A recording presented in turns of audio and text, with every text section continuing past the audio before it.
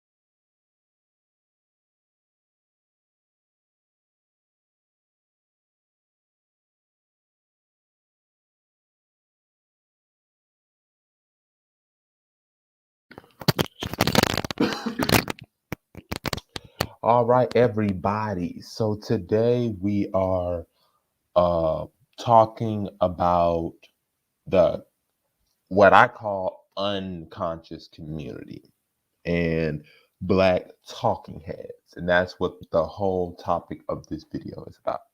So, the reason why I wanted to talk about this issue is because we have people who say they are part of the quote unquote conscious community, and yet they are some of the most clueless, illogically sounded, incoherent, contradictory people you'll ever meet on the planet. Many of these people in this quote unquote conscious community, you can't even tell what they believe in, and most of the time it doesn't make any sense. We've seen this with the Hebrew Israelites. Gotta say it. We see this with the indigenous Mars. We were originally here. Those kind of people. We have the Hoteps. We have all of these people who are part of the quote unquote conscious community, thinking they conscious, thinking they woke, thinking they're some higher intelligence than the average Black person. But they're just as clueless as anybody else. They're more clueless than the average Black person. The way that they think is contradictory. It doesn't make sense. It doesn't factor in a lot of things. It's just a bunch of mumbo jumbo, as we would say. And if you haven't been paying attention in the conscious community, because I'll be paying attention, you see a lot of them are going to jail. They are being put into courts for fraud. People have pulled out their receipts. And what we are seeing is the explosion of the conscious community, which, in my opinion, is a good thing because they were never conscious. That's why I said they're the unconscious community.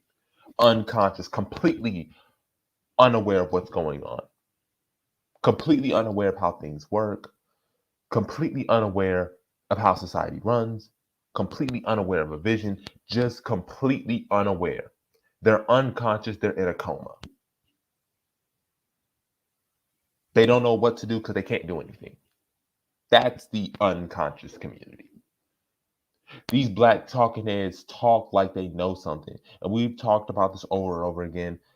If you've ever listened to Holla, we did a live stream talking about competence versus confidence.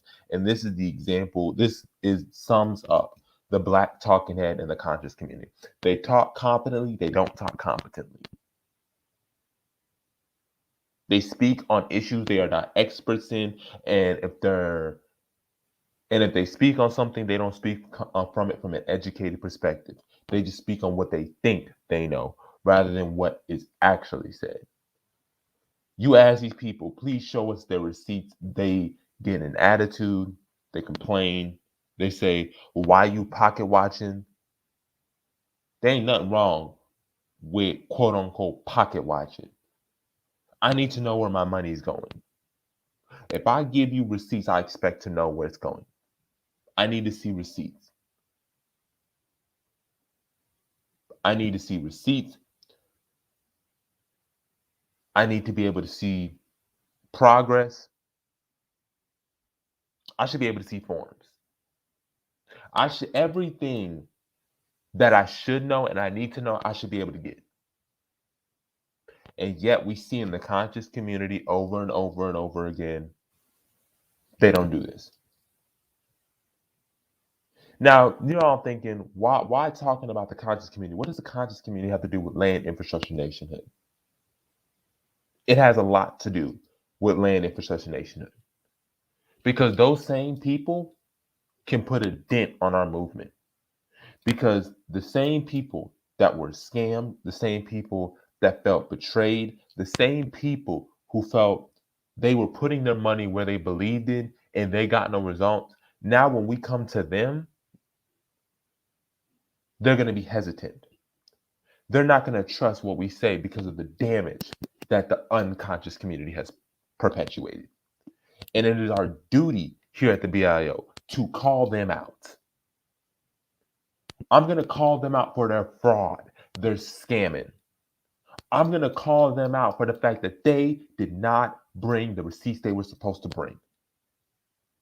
I'm going to call them out for the straight up lies and inaccuracies in their ideological beliefs or whatever ideology they believe in because they don't have a coherent ideology. Talking about we were here, we're indigenous Moors, we're from Turtle Island, all this nonsense.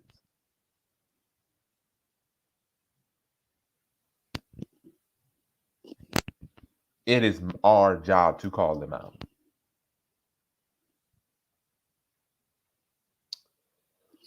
So I want you guys to think about this. You all know who it is who's trying to build a school, or you even had a person who said they were going to rebuild Black Wall Street. This was back in 2016, 2017, 2018. One of them spanned it all the way back close to a dozen years. And where is everything?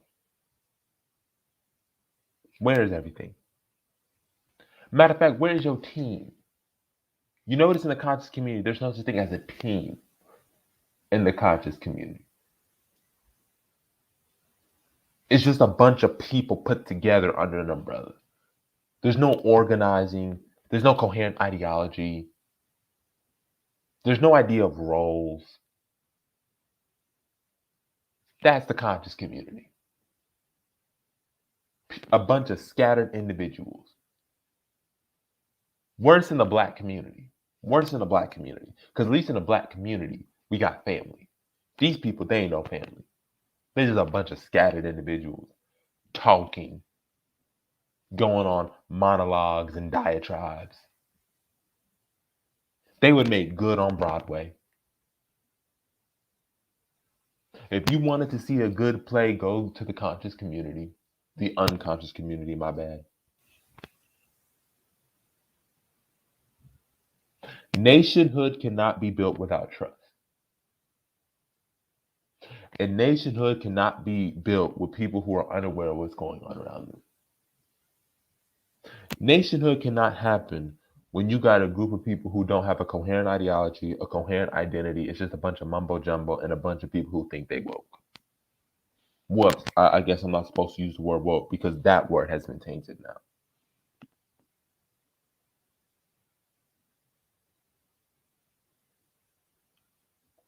Nationhood can't happen when you got people who are utterly clueless and then think they're intellectual.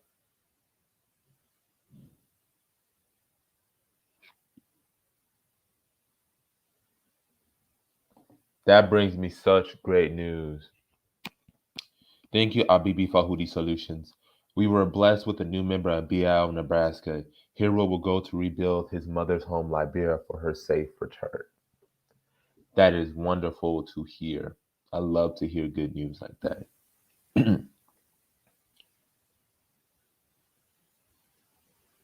But let me expound on that.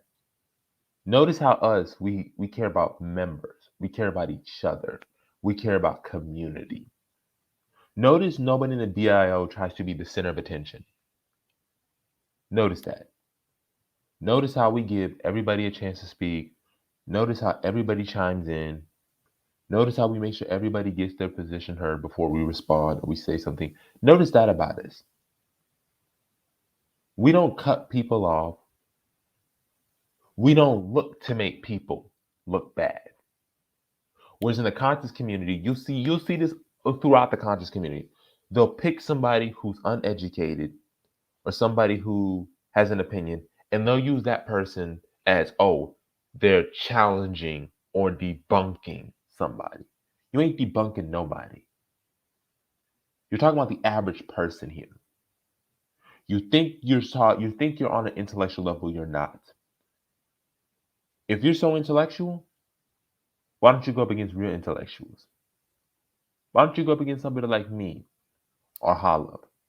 Why don't you go up against somebody like Dundato or Minister DeWood? Why don't you go up against somebody like Ronan? Why don't you go up? Let's expand further. Why don't you go up against somebody like Sister Soldier? Or before, back in the day, why don't you go up against somebody like a Dr. Amos Wilson? Why don't you go up against people like us? You're going up against the average Joe on the street, and that doesn't impress me.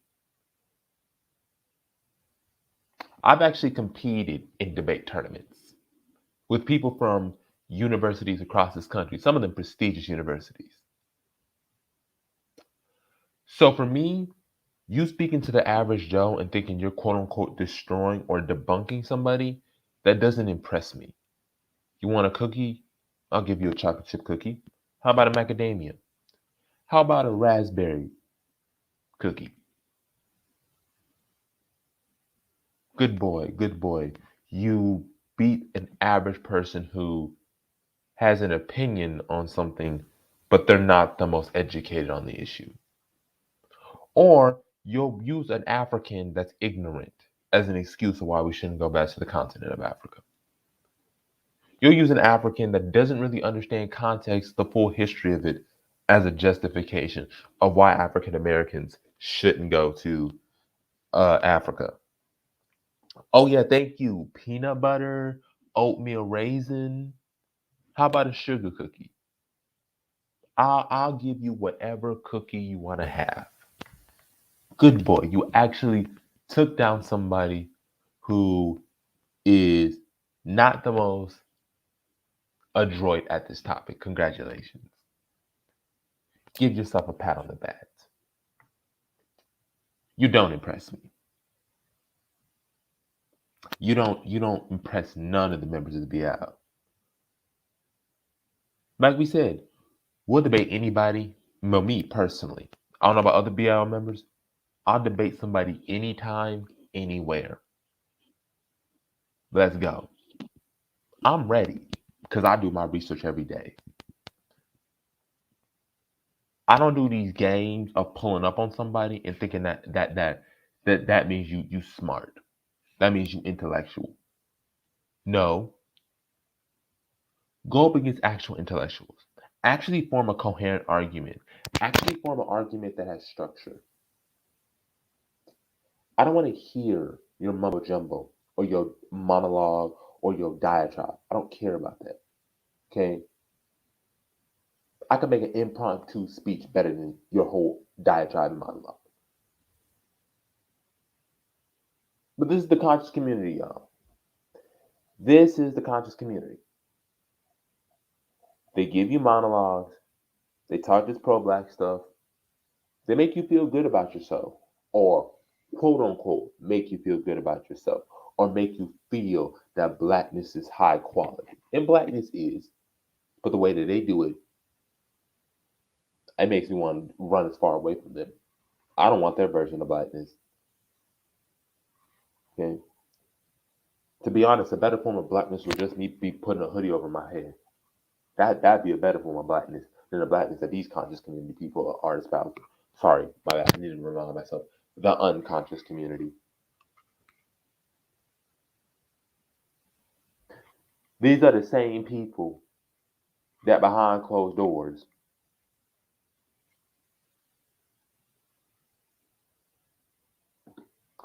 He says, Jabari, you should obey BTP. BTP is comprised of 4 guys, so you'll need to take a small pose with you. Okay.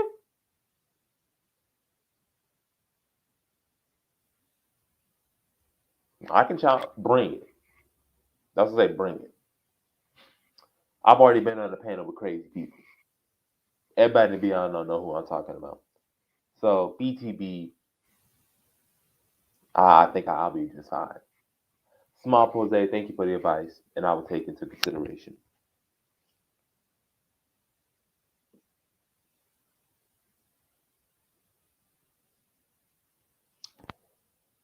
But y'all, this is the unconscious community for y'all. They want clicks and views. They want to be seen, but they don't want to be. They're not about it. Don't let somebody talk you into something you know don't make no sense. Because that's what the conscious community, like I said, they're full of charlatans. They are full of charlatans. They are full of charlatans. So of course they'll try to talk you into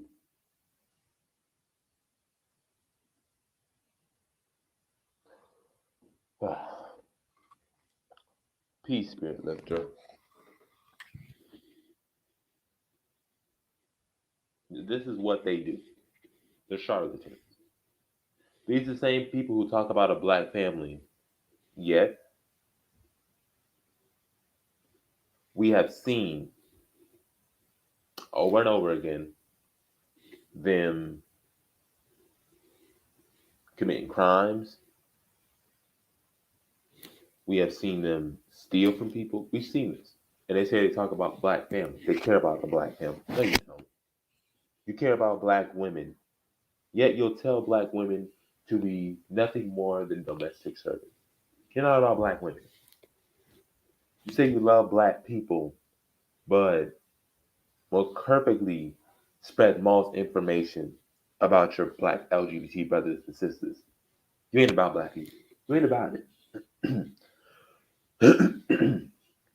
You say you love black people, but yet in the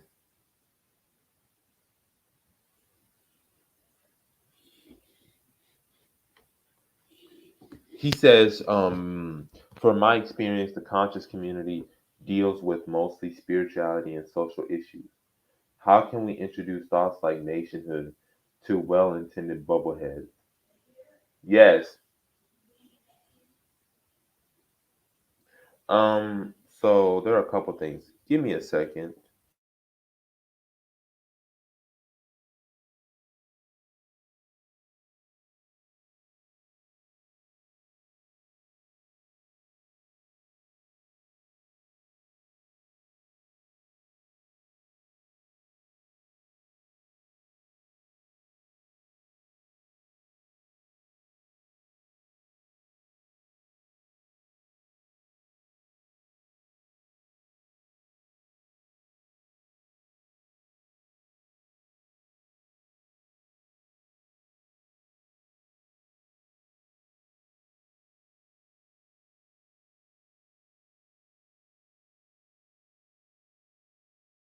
All right, I'm back.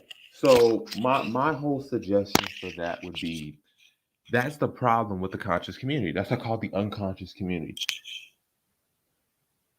Deals with mostly spirituality and social issues. That should not be the main goal. If your goal is to build up the community, it should encompass everything. I understand spirituality and social issues are important, but it doesn't really matter if you're not encompassing everything because a community encompasses everything. It's not just your spirituality or your social system, it's everything. Everything is to be encompassed. And when you just focus on social issues and spirituality, just say, hey, we are the conscious, or say, hey, we are the conscious believers. But don't call yourself the conscious community because being conscious is more than just spirituality and social issues. When I think you're conscious, you're aware of everything. When you're conscious, all your senses are active. You're aware of what's going on. So, if you, my thing would be to say that we shouldn't be focused really that much on them, in my honest opinion, because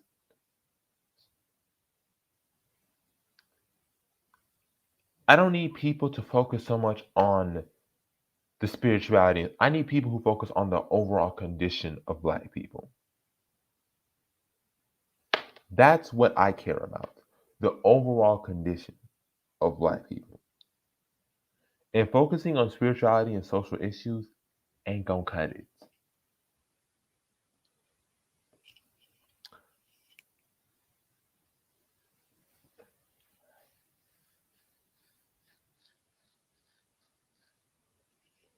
It's not gonna cut it at all. Okay? Remember, these are the same people who advocate for nation within a nation. Remember that. These are the same people who advocate for the 5 southern states. These are the same people that quote the Republic of New Africa, free the land. These are the same people in the conscious community, by the way. Not all, but some. These are the same people that will call themselves FBA, Indigenous Black Americans, Native Americans. These are what these people will call themselves. Hebrew Israelites, the children of Yahweh. Which to me, which I'm going to do in another video, to me that's a form of Afrophobia.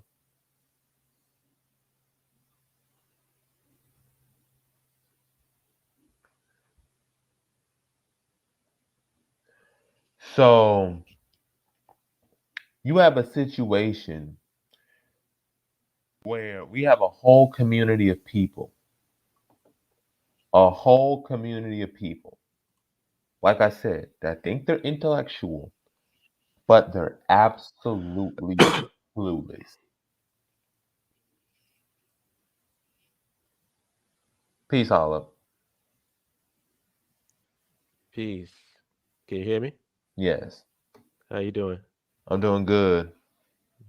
Yeah, I just had to go on that 24-minute segment, having a call out. Basically, the unconscious community, people utterly clueless. They don't lack of awareness. Like Abibi Fahudi says, focus on social and spirituality when being conscious means you're aware of everything, you're aware of all aspects. A conscious community that says it cares about Black people, yet takes money from Black people, says they care about Black women, yet believe Black women should be domestic servants, say they care about Black people, but will gladly demonize Black LGBT, say they care about Black people, but then will exclude Black immigrants or divide Black immigrants as well as Afro Caribbeans and Afro Latinos. These are the same people that say that they're quote unquote of a higher level of thinking, yet They don't do peer review. Like you said, the two scariest words in the conscious community are peer review. They don't care about that. So, yeah, I'll let you take it from here. Well, oh boy, I can go on for on and on about the conscious community. I mean, I think you pretty much summed it up. It's like um there's a lot of old and antiquated thinking and framework that needs to be just eliminated. There were some things, good things that came from it, but a lot of bad things that came from it too. And I think people, they don't really talk about that. Like one of the things that there's a bad habit of the conscious community is that it seems like people take pride in their ability to um, kill momentum and kill forward progress. And then they pat themselves on the back because they did it. So if you, let's say you introduce a concept of nationhood, they'll say, well, we can't have a nation because blah, blah, blah, blah, blah, mic drop. And then they take pride in the fact that they were able to kill you having a thought about something that we need to do. Every time we talk about something that we need to do or something that we should do, the knee-jerk reactions from the typical conscious community member is to destroy that talking point so that we don't do nothing. That's a very bad habit.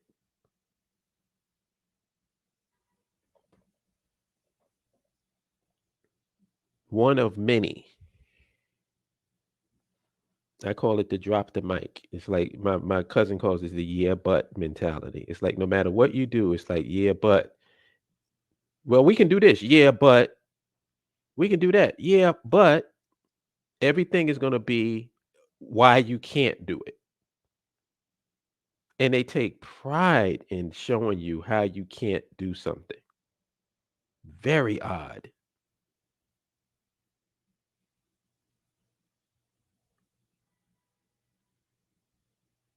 Yeah, yeah. I used to take pride being in the conscious community, and then I was like, I'm glad I'm not part of the conscious community or quote unquote pro black community anymore because it's just the way that the way that they navigate. Like I said, it's not even a community.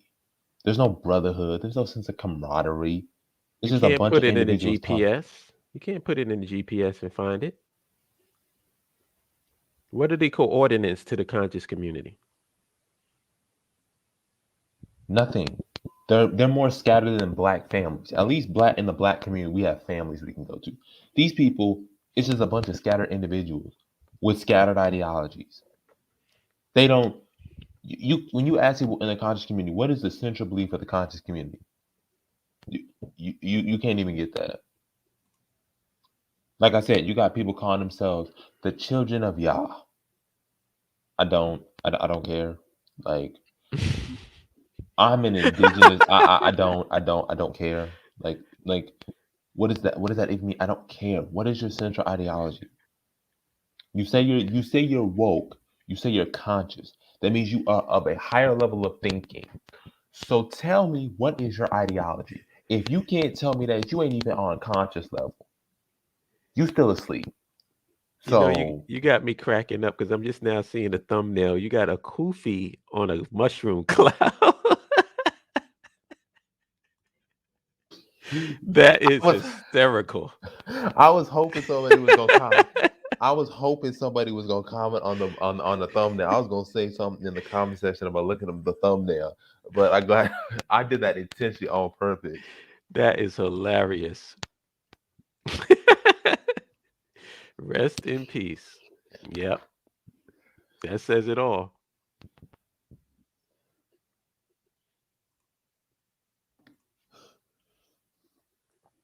I wonder who wants to join us today. Yeah, I'm about to say we got 18 people in. Yeah, does anybody want to jump on and give their thoughts on their conscious community experience? Like I said, I can take up the whole show with mine. I don't want to do that. Yeah, I'm about to say me too. We can talk about ours for hours. Yeah, we can do that for hours. He said is also an allegory on that. Adam is the yeah, but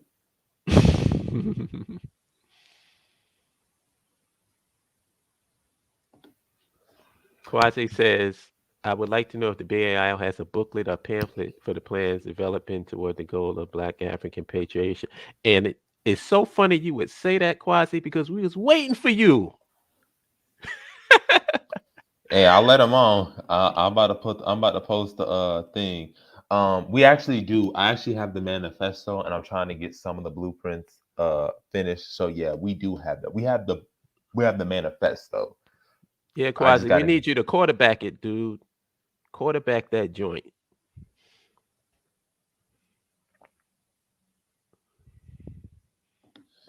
Jabari and Hala, please explain the genesis and motivation of the conscious community. Attention seeking. That's all they do. That's all they do.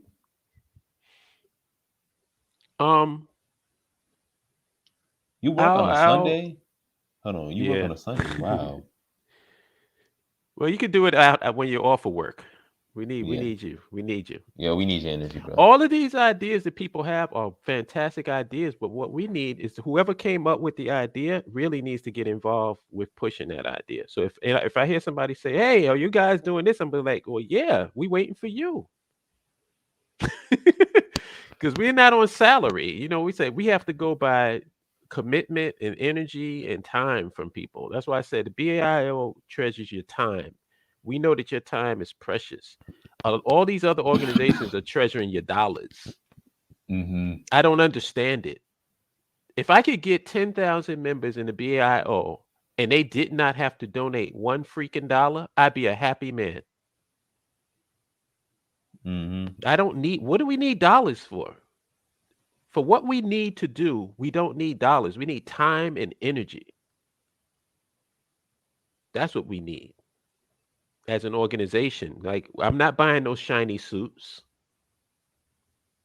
I'm not getting no fur coats off the BAIO. What you got to donate for? So I can get some jewelry. What's the reason? I don't see any reason for taking donations right now. Maybe at some point you know what our donations are going to be? Taxes paid to our government. That's what Mm-hmm. donations will be. It'll be taxes paid to our government. Oh, let me talk on that too. One of the things that bothers me about the conscious community is this whole philosophy of, well, we can't have this in our nation. I'm not going for that in our nation, and blah blah blah blah blah blah blah. With total cognitive dissonance to the nation that you are currently existing in. I guarantee you, you go to a job at a major corporation or a minor corporation in America, and you are sitting next to people who are totally diametrically opposed to your lifestyle. And guess what you do? You go there, you work with them, you get your check, and you come back home. No lines in the sands there. Every fucking thing that you say you're not going to go for in our nation, you going for right here in this one. No Mm-hmm. cognitive dissonance. Yeah, completely clueless. Like I said, clueless, unaware, thinking they sound smart when it doesn't make sense. It's incoherent. It's illogically sounded.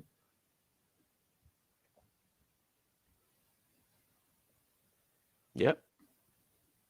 Oh, this is a good one. And then I'll get to the other comments. Here in Holla, bringing up donations remind me of the people who scam gullible black people out of their hard earned money for land in Africa. Yeah, exactly.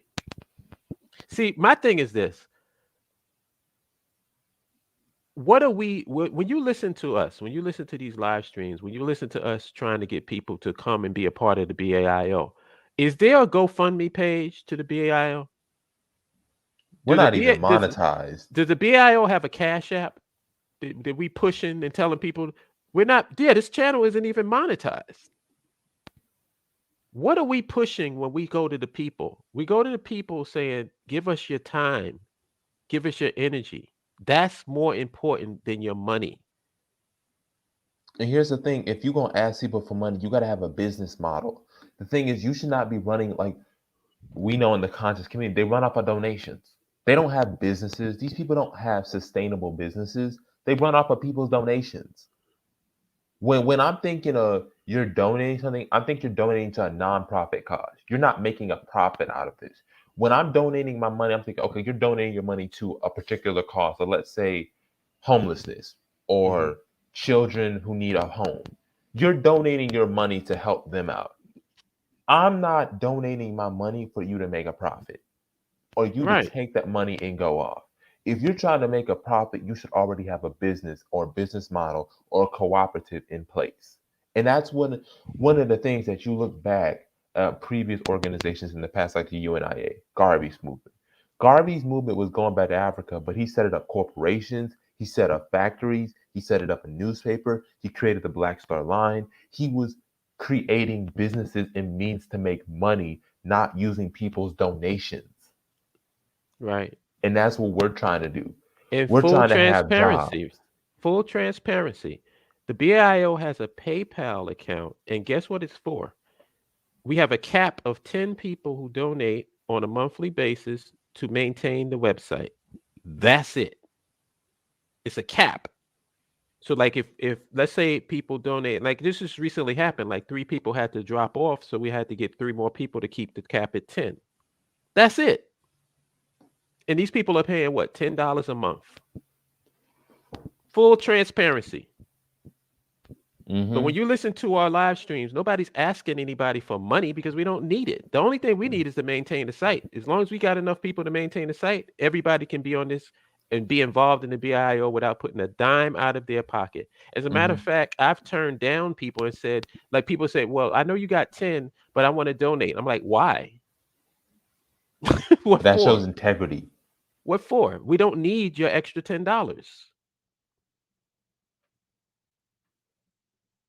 We got enough people. Like we decided that the cap is 10. That's a good amount because if we need things for the website or we want to get certain programs, whatever, we have enough in the kitty to take care of that. That's all that's for, is to take care of the site.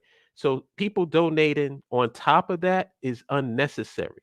It may make you feel good, but we really don't need that. I would much rather you, if rather than having $10 a month, you know what would be really be cool?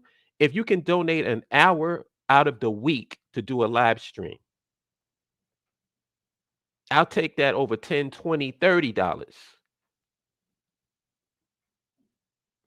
Spirit Left, it says put in the link. Oh, she must be talking about the link to get on the show. Yeah, she said she sees it, so we'll Oh, be okay. waiting for. Yeah. Yeah, that's more important, man.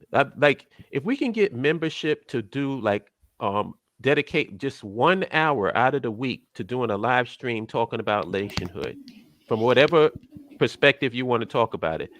From the STEM perspective, from the finance and economics perspective, from the social cultural perspective, the interpersonal relationship, what however you want to take it, however you want to do it.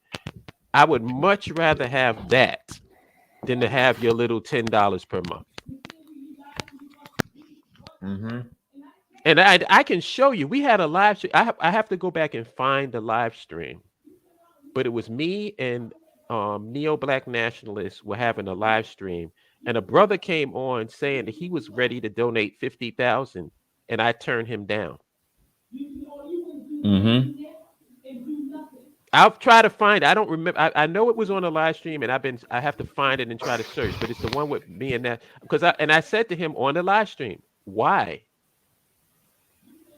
We don't want to take what I said because the thing is, if we're gonna use your money, we're gonna make sure that we tell you what it's gonna be used for. We're not Right, just gonna hoard it. right. When we ask you for something, we're gonna tell you what it is, and that's one of the things I was talking about earlier in the conscious community. They say they love black people, but will scam them. When you ask them what are the solutions, they get mad at you. When they ask you, like we said, they said they were gonna build a Black Wall Street. Where is that? Where the money went? We Hmm. have people. We have people in the conscious community. Either they in jail, they are committed fraud, or they're in court because they cared about getting people's money rather than telling people that this is what it's going to be used for. I need to see the receipts. I need to see the receipts. Hmm. I need to be able to see the forms. I need to see the plan. I need to see all of this. I don't Right. need you to just say, well, why you pocket watching? I have the right to pocket watch. You took my money. Okay. If I took your money, oh, this one right here, Spirit Lifter, thank you. Same thing with the conscious community. Promoting procreation without financial stability. I've said this constantly. The same people telling you you should have all these children. I'm like, first of all, you got the means to take care of that. You got the means to do all of this because you're telling people to have all of these kids to create life and not understanding that if you do that and you're not economically stable, you're putting more people into poverty, meaning you're making more people suffer. But see, this is what we're talking about in the unconscious community. They don't think. They don't think holistically. They think, like you said, hollow, one dimensionally.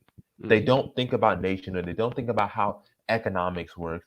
And most importantly, like you said before, peer review. If you so conscious, why don't you go up against us in the BAIO? Why don't you go up against Cornell West? Why don't you go up against these black economists? Why don't you do that? You don't.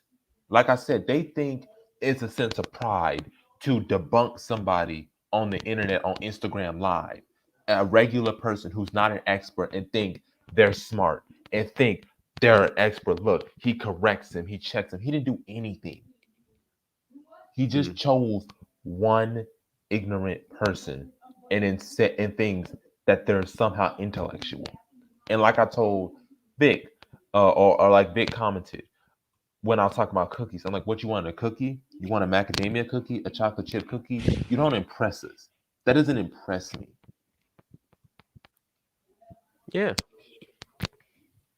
And like I said, the money thing for me, and this is one thing that I'm very adamant on. I don't believe like I believe that black folks, and I'm talking about the average black person, who are the core demographic of the conscious community. They need to tell these guys, I'm not giving you a dime until I'm paying money to my government in the form of taxes. That's what they should tell them. Instead of asking these people for money, how about establish a government that you can control and then you can collect taxes? Those taxes will go to your government. And that way you have full transparency. Hmm. We need to see the filing, what kind of company you did. I should be able to see all that. I should be able to have access to all of this information, trademarks, licenses. I should have access to all of this information.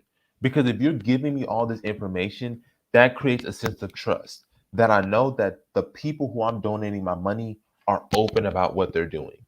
I don't have to get leaks from inside and say, this is what the person is actually doing, this is what he's actually doing with the money. And like you said, I'm adamant against people giving me money. I remember one time, Holla, and this is just an example, was I remember a situation where I thought, I lost my wallet. Okay. And one of my friends was kind enough to give me money.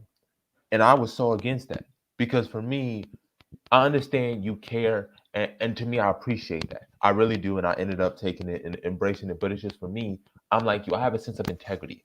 I don't want to take your money. I don't want your money.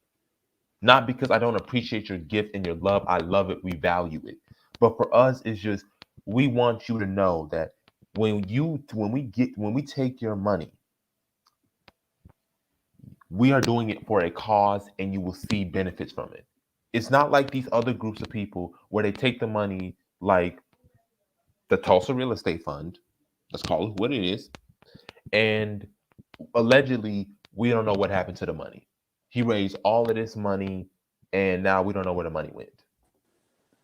Or FDMG, fam, the money gone. We're not like that.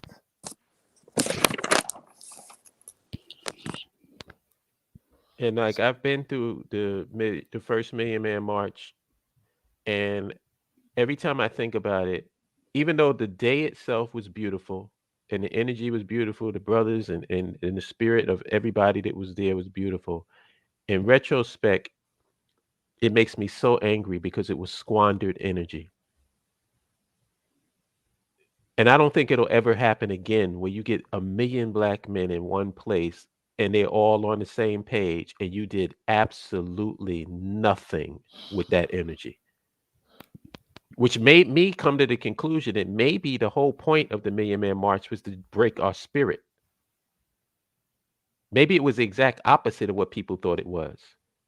It wasn't about coming together and forming anything. It wasn't about building off of anything because nothing got built, nothing got formed. So maybe it was just to destroy our spirit.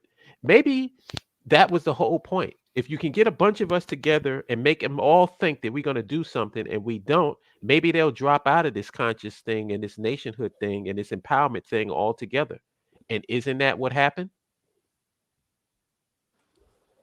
I know the people that I came up with, a lot of them just dropped out. Mm-hmm. They got tired. They said, this is going nowhere. What the hell am I even doing? I got to live my life. I got a short amount of time on this earth. I got to do me. And can you blame them? No, absolutely not. It was, hi, this is Spirit Lifters. Greetings, brothers.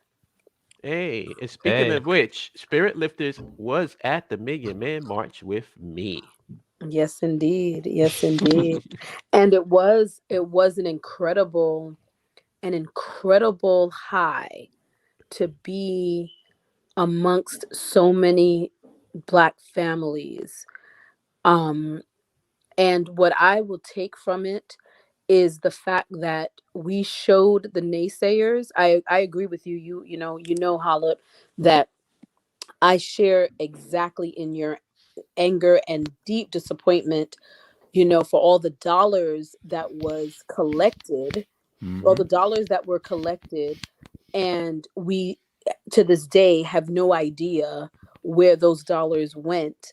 Um, that's incredibly heart-wrenching for me. At the same time, though, I relish in the memory that when we left that place, we left DC spotless. Yep.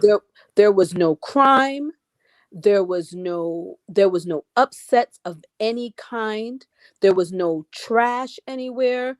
We left. So if that doesn't tell you what we are capable of when beautiful black minds gather together for the purpose of righteousness, nothing will. Yep. And could you imagine what that could have been had we had real leadership? Right. You got a million black men. And like I said, I tell this story all the time, and you were there, you know. If you took a $20 bill, held it up in the air, that $20 bill would go 50 to 100 yards to a basket without anybody taking it. Yep. Yep. That's the spirit of the brothers that were there. You know what I mean? And to have that squandered is just inexcusable. It is. mm-hmm. Imagine if you had a million man march to Liberia. Right. Ooh. Yeah. Ooh. That's powerful. Yeah. We want a million people in Liberia. A million. And you know what's so crazy about the whole thing about what you guys are talking about with the Million Man March was that hearing that and knowing that nothing came about it, like you said, it hurts because it's I spent here's I look at it like I spent my time and energy getting to DC, believing that something was gonna happen. And then you're not transparent with me, you don't have any goals. And so to many of them, like you said, it felt like they wasted their time because we took the time to do this. We thought something was going to happen. And for you to not give them anything, for Yep. things to still going on the way that it did, that's a demoralizer. Yep. And you lose people, like Hollip said, you lose people. You lose well-intended people. Hmm. And that was exactly how Spirit Lifters. One of the things that I spoke out why the BIO we call out people in the conscious community, because you can't have nationhood when you got when there's no trust. You can't have nationhood when you got people who have been hurt. Because when we go up to these people and say, "Hey, we have a vision. We have something for you. This is what you can do."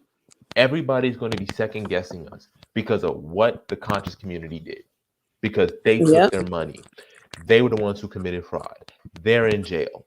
Yep. Now we have to go over the top to show them that we are for what we are when it shouldn't have been that way. You you should not be profiting off of people's emotions and people's suffering, knowing that people are giving you sometimes their only money. Y'all know who I'm Yep. talking about, where a man gave a person in the conscious community their dad's inheritance Oh because my he gosh. that that right there to me is what I can't stand the conscious. This man gave him money's worth of his father's inheritance because he believed in this man's vision, and now he's fighting to get it back. The person is not charged, but he now has to fight to get his money back because this person in the conscious community wants to take advantage of people instead of saying, "This man is willing to give me this money. You hold on to it till I can come up with something. You hold on to your money until I can come up with something, until I can show you that this is profitable. Then I will gladly have it." But Right. that was never given. And to hear these stories, when you hear these stories about people who survive with these people, you see the same trends, the same trends. And it's like, wow, this unconscious community is out of it, has lost itself. It's completely out of hand. And I feel we have an obligation to check them, or at least I do. But Yo, Jabari, you got a like a mic lapel on or something? Because your mic is clicking. Something's clicking. I don't know what oh, that I'm sorry. is. I have my headphones on, so that may be the reason why. I just have my headphones on Oh, because, okay. yeah. So my bad. I apologize. No problem. Baruti says, Holland, can you kindly go into how the energy and applied leadership of the Million Man March was squandered? Oh, did I answer that? He Did I did. answer that, guys? Yeah, he did. Oh, okay. You covered it. He did cover it, Baruti. He said the energy was squandered because it went to nothing. There was no there was no afterwards. It was a Million Man March and then that's it. There was no here's the Million Man March and here's what we're gonna do afterwards. It was here's the Million Man March, that's it, gone. And you know what's really funny? He suggested something that was so on point. It was the same thing that Elijah Muhammad suggested, but never followed up on it.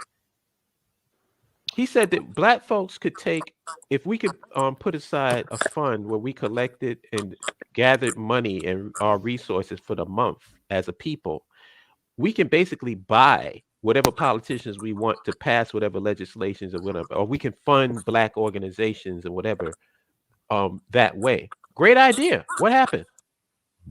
Never went through. How come there wasn't no formation of a black bank or the support of an existing black bank where you had 1 million men at a march? Everybody that I knew was putting out, if they weren't putting out 20s and 10s and fives, they was putting out a single dollar. So if 1 million men donated $1 a piece, how much money is that? We ain't even going to count the fives, the tens, the 20s or more. No, nothing was established. Nothing. Hmm. That's what I mean by squandered. And the damage that that does is when you get people to finally show up to a spot because they're thinking something is going to happen and nothing happens. Yeah, it like I said, it destroys trust. It destroys trust. So now uh, they're not going to do it again. They're going to be more hesitant and saying, what are they trying to get out of me this time?" And that's why for me it's Absolutely. so serious.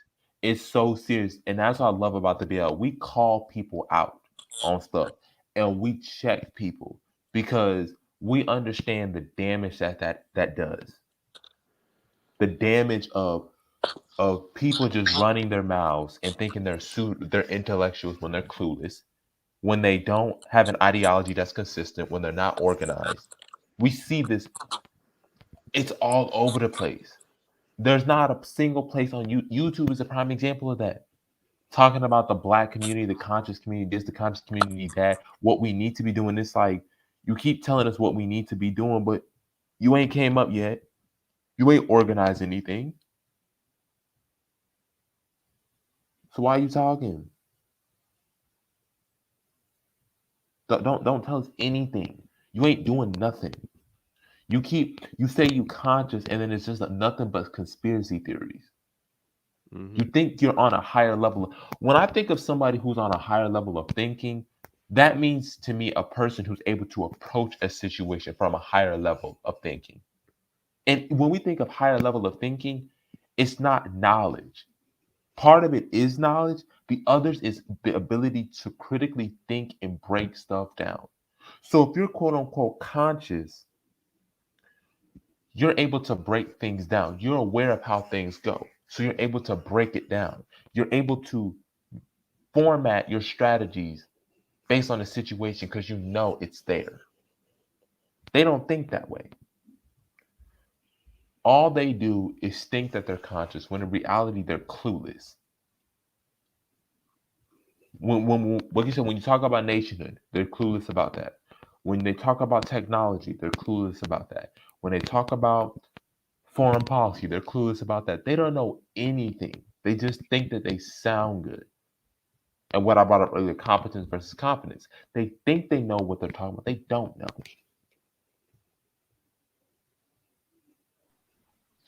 Hey, what's up, everybody? All my peoples. Hello, hello, What's sir. happening? So yeah, there's a lot of ways this conversation can go. For me personally, like I look at the conscious community and I see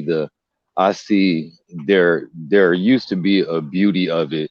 For when somebody first come into consciousness, you can, find somebody or some group and they had all this hidden knowledge. And what these things did was though is that they just birthed a whole movement of people having pissing contests about who knows the most black history, who can quote the most old black people, uh, who knows the most revolts, who knows the most about the Egyptian hieroglyphics.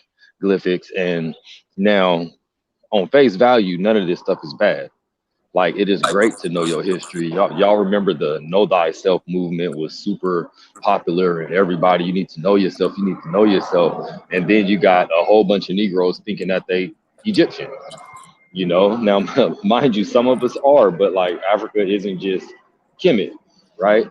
But but then you start going on to the point of, wait a minute, we're in the West, everything is about money, so people started to monetize this knowledge, which on face value is not bad. If you got a bunch of knowledge or a service, for lack of a better term, that a lot of people are interested in and want to pay for, get paid, cool. But then it just became a hustle. So now it's just about the hustle. I know all. Let's do all these street debates. Let's dress up and put on our makeup and perform for people. Now, mind you, these performances is giving knowledge to a lot of people who didn't know it. So now these people are becoming celebrities. But what they're doing with that celebrity is just getting paid, and Negroes thinking that they doing something because they getting some knowledge about Octanon and all these spaceships and shit like that, stuff that is absolutely doing nothing for us as a people. And Hmm. that's when it gets dangerous for me, is when these people start getting these followings and they're getting all this popularity, and it's like, but y'all not talking about shit anymore, first of all. And second of all, y'all just getting people arguing about nothing instead of sitting here focusing about what we should be doing. Like it's nothing wrong with getting all the knowledge. Get all the knowledge that you want, but that shit ain't giving us anything, man. No one cares about how many African dynasties that you know. No one cares, bro. Like straight up, straight up. Dr. Amos says it best. He says it best when he talks about how our people like to know all about ancient Africa and everything else. Like we want to live like it's ancient Africa. Negro is 2021. Fuck you mean? Like seriously. We need to be worried about these people making these robots that look and act like people. We need to talk about these sonic weapons that they got that move at so many Mach speeds. That's what we need to be on. But we literally just want to have the flyest Jordans, the flyest girl, and maybe know a little bit about Black history.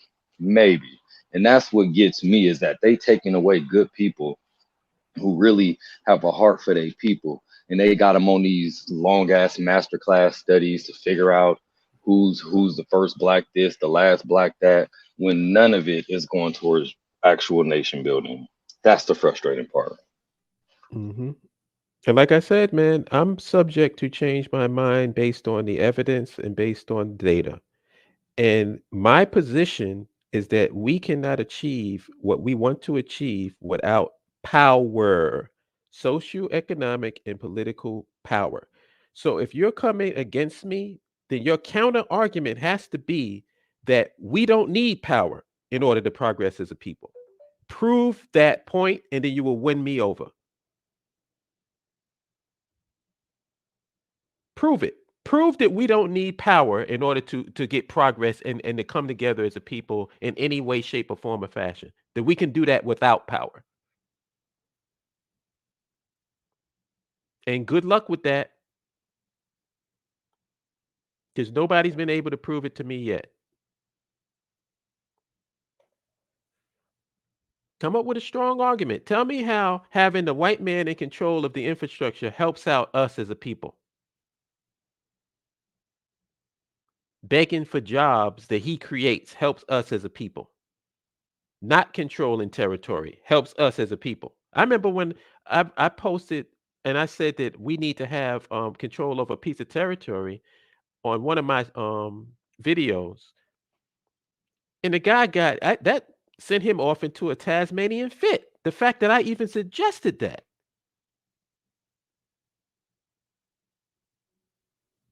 So I want to know what your solution is to this collective problem that we have here in this country. And so far, what I'm hearing is let the white man handle it. That's your final answer?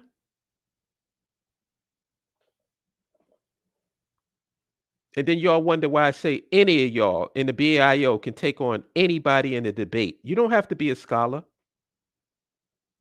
Well, we're already scholars because we actually do research, real research. We don't do pseudo knowledge. We do real knowledge, peer review.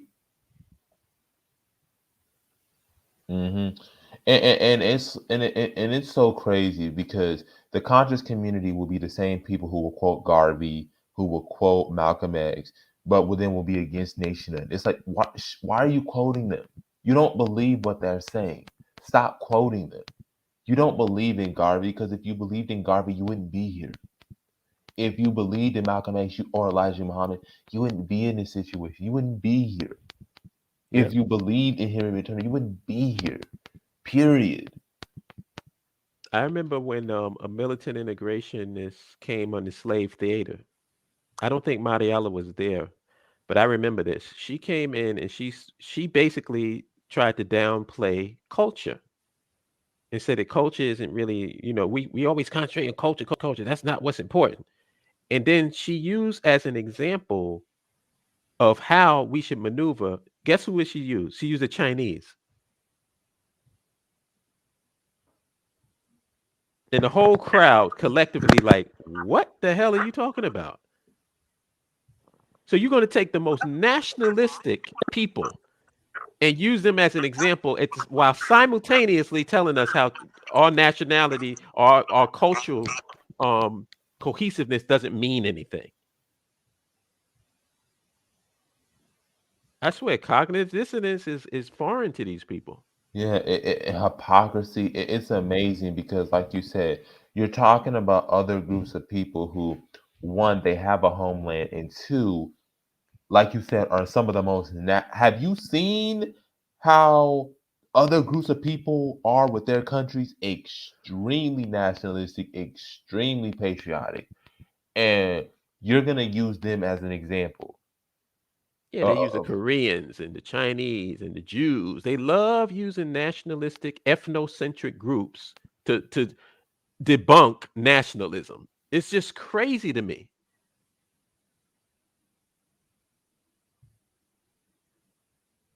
Groups that have a base of operations, groups that use the United States as a satellite, and yet reject everything that we're saying. Well, we're just saying, hey, how about operating like the people that you love so much?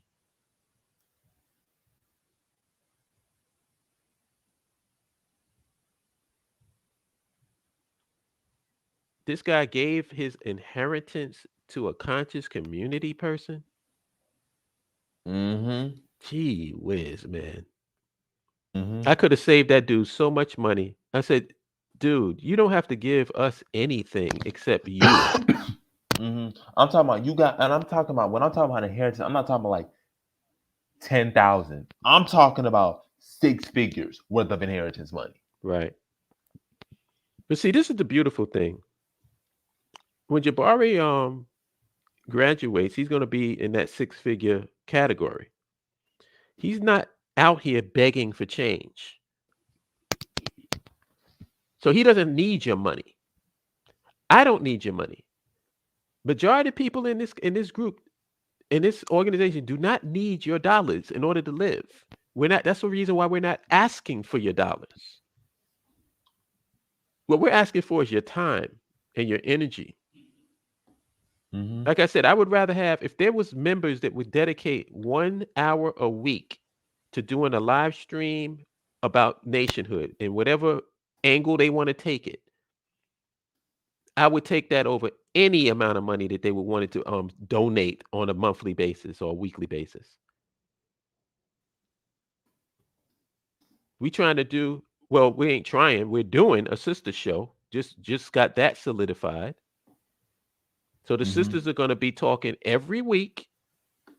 I don't know what day that they decided, but every week they're going to have a Saturday. sisterhood. Oh, Saturday. Good. Mm-hmm. And I do my Saturday at BL. 7. There Mm-hmm. you go. And I do my Liberian presidential series. I do BL news. We got people doing work. We're doing time. And I never told y'all, but I'm trying to get in works with some historians. But see, There you this is go. what we're doing. I'm not talking to people who like these conscious community. I'm talking to actual historians, actual people who have actual influence, and that's the difference. Don't a scholar is not somebody you claim to be a scholar. A scholar is a person who has done work. They have credentials. They have evidence. We can see it.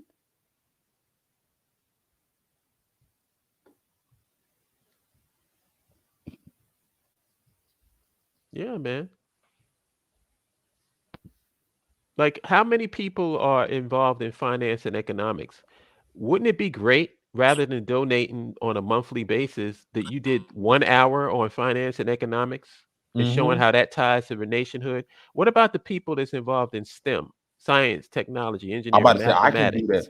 I'm saying I can do engineering and infrastructure, wastewater just by myself. I could do a whole weekly stream about what's going on with wastewater, the different industries. I can do that myself if I wanted to. But obviously, I'm doing other all the other aspects, but that's just a few examples. There's so many things we could be doing, and also, like you said, we're in the process of doing what? Holla, we're in the process of what? Creating roles. Right, So you can come in and say, hey, let's say you're good at marketing. You can be our marketing manager. You can do this, you can do that.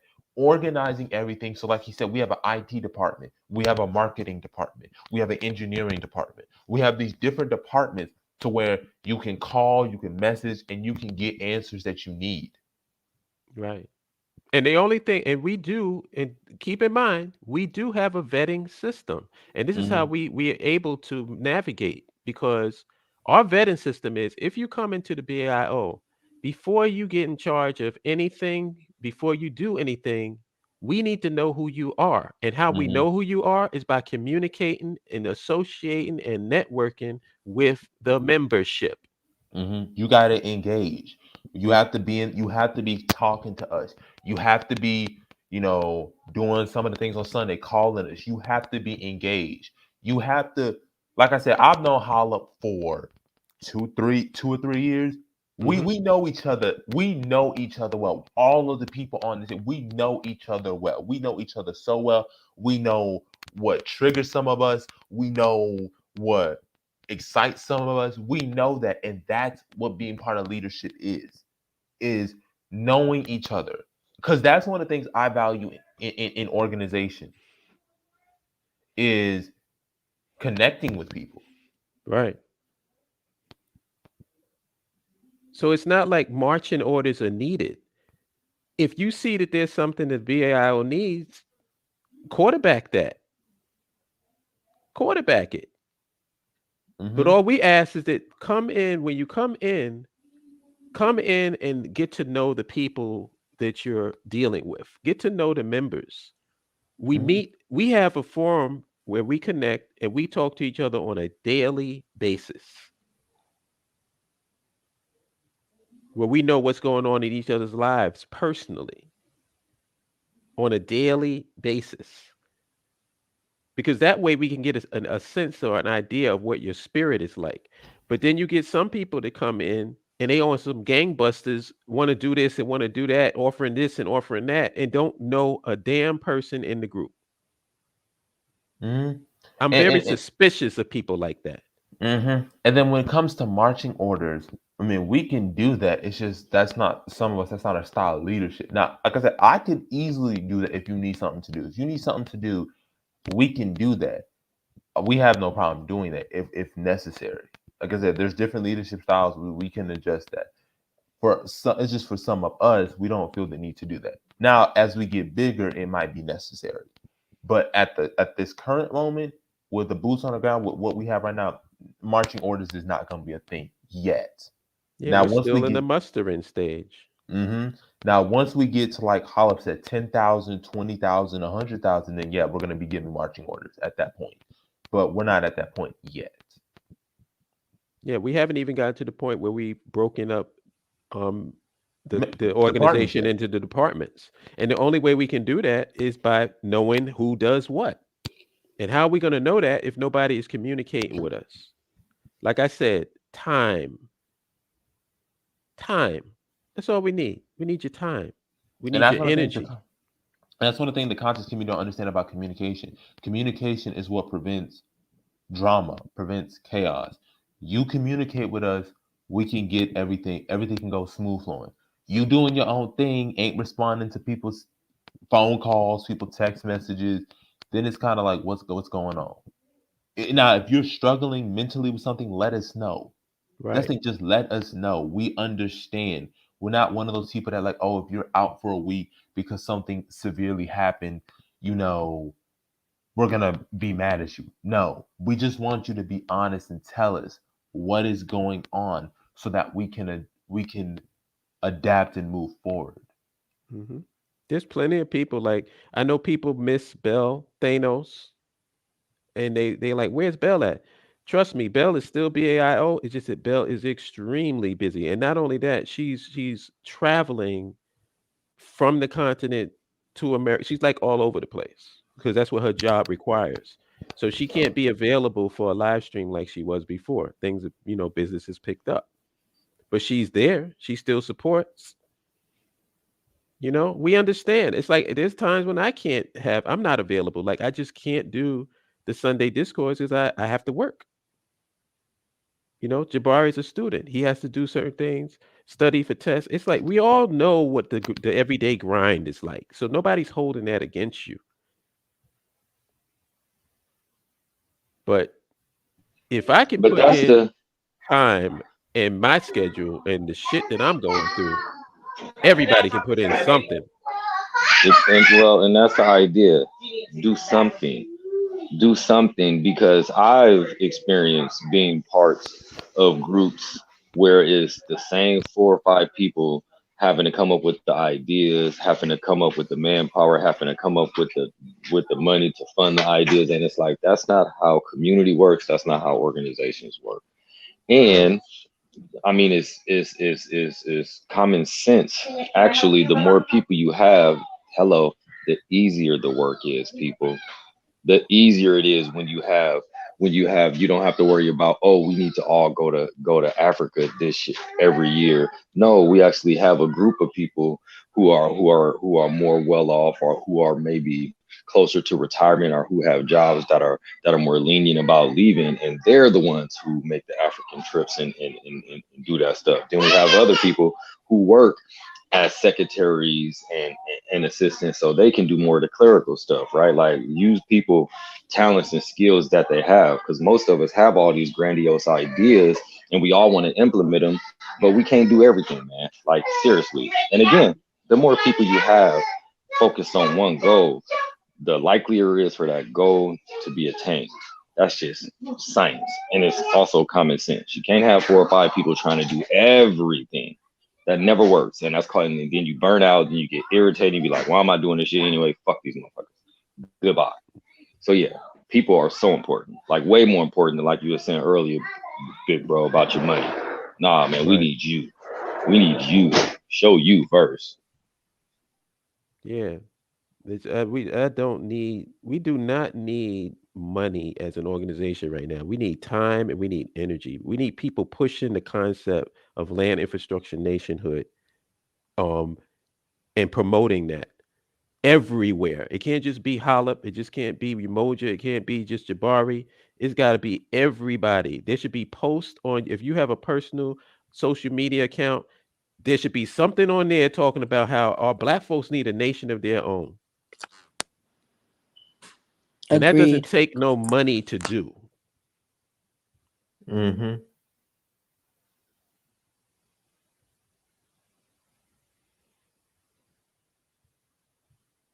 Could you imagine, like, um, And also, oh, I didn't mean to cut you off. My bad. no, no, go ahead. Go ahead. I was gonna say people also creates chemistry. You need chemistry in order for things to work. You can have a bunch of people in an organization, but if there's no chemistry, it's gonna fall right apart. Because why?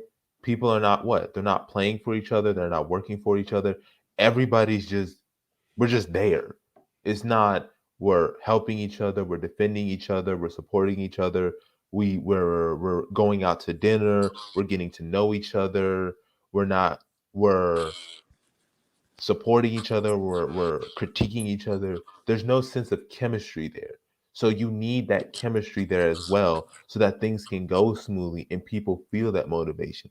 That's why for me, whenever I meet and greet people or I bring people in, I want to have that conversations with them, have that dinner, have calls with them because I want to build chemistry because that's going to be important in the future.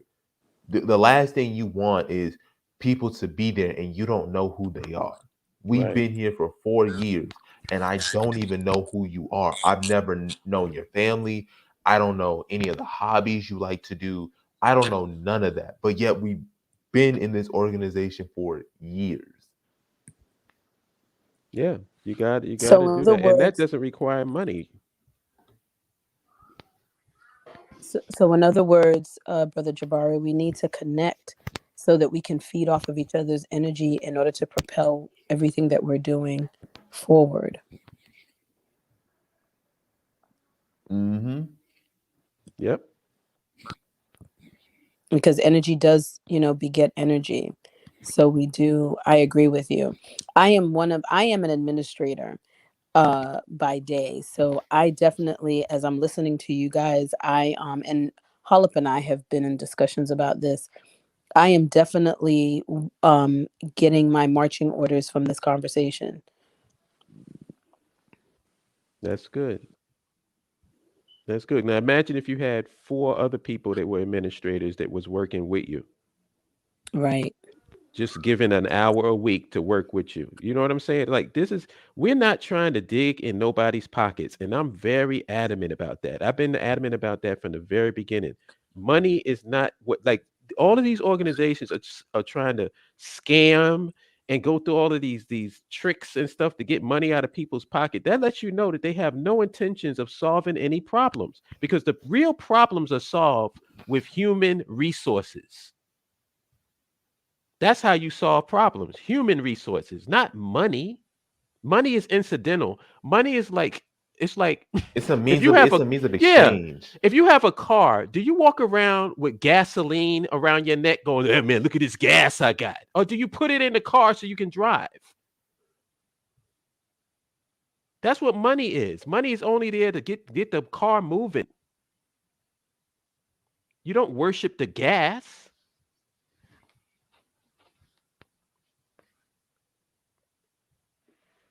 That is, I mean, think about that. Wouldn't that be stupid? Like you walking around with gas tanks around your neck. Right. Your son, look, how many liters you got, son? It's craziness. It's people really. It's one of the things because we were talking about technology, and we were talking about technology, and one of the things that's crazy is people can't imagine a world without money, imagine a world without capitalism. It's really crazy because it just shows how much society limits itself. We could solve problems if people understood that you have to, in order for you to solve issues, you got to first of all imagine a world without it. You got to imagine a world without money. You have to imagine a world without capitalism in order for you to come up with an alternative solution. Because if your whole situation is we need to solve the problem, but you can't imagine a solution that gets rid of the problem, you're always going to have the problem. Hmm. Yeah, like I like forward thinking countries. Like I didn't certain countries, is it which country I think I can't think of it offhand, but didn't they convert like where their primary form of commerce is Bitcoin Well, I or think digital Honduras, El Salvador. yeah, one of them. That's a forward thinking country, Hmm. Or you know? Qatar using containment for a thing in electricity in a desert. Same thing with Dubai. Dubai was making it rain when it was too hot, so they had to make it like they created their own rain so that it could cool down the surface in Hmm. a desert. Mind you, Dubai is a desert. It was Right. one of the poorest countries 30 years ago.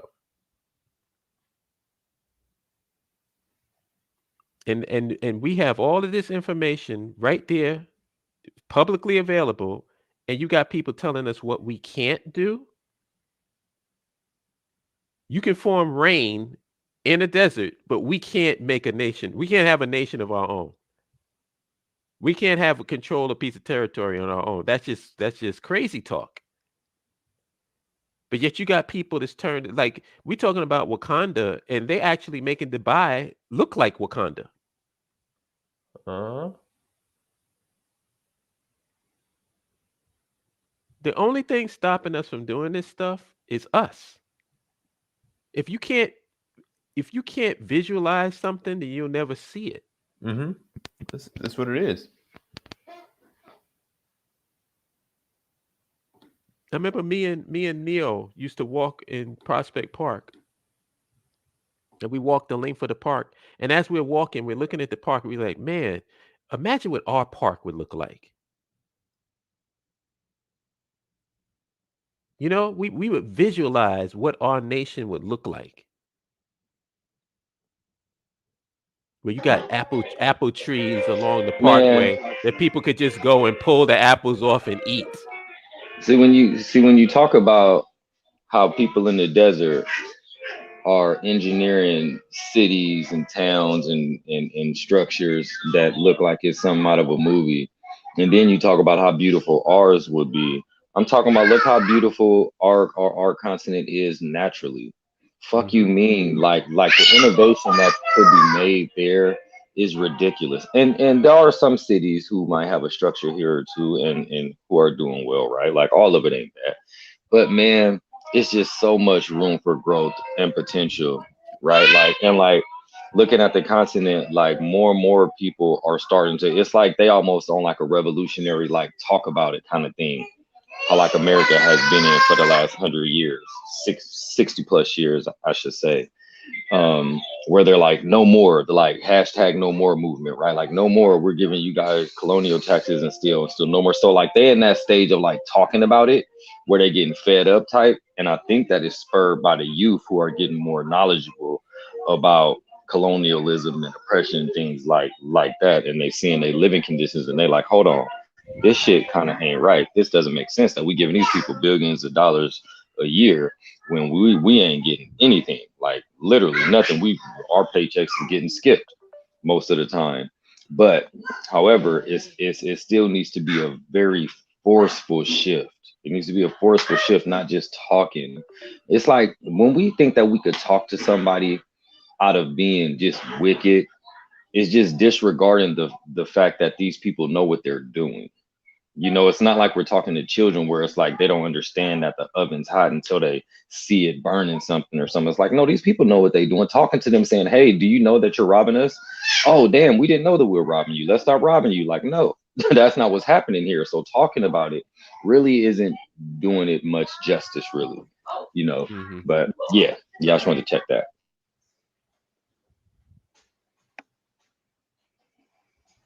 Yeah. Time, people. I can't say it. I don't know what other ways to say it. Time. On that, on that note about time, I need to be very clear about something, like extremely clear. We do not have a lot of time, my Thank people. you. We do not. We know, like our lack of time perspective is pretty gross.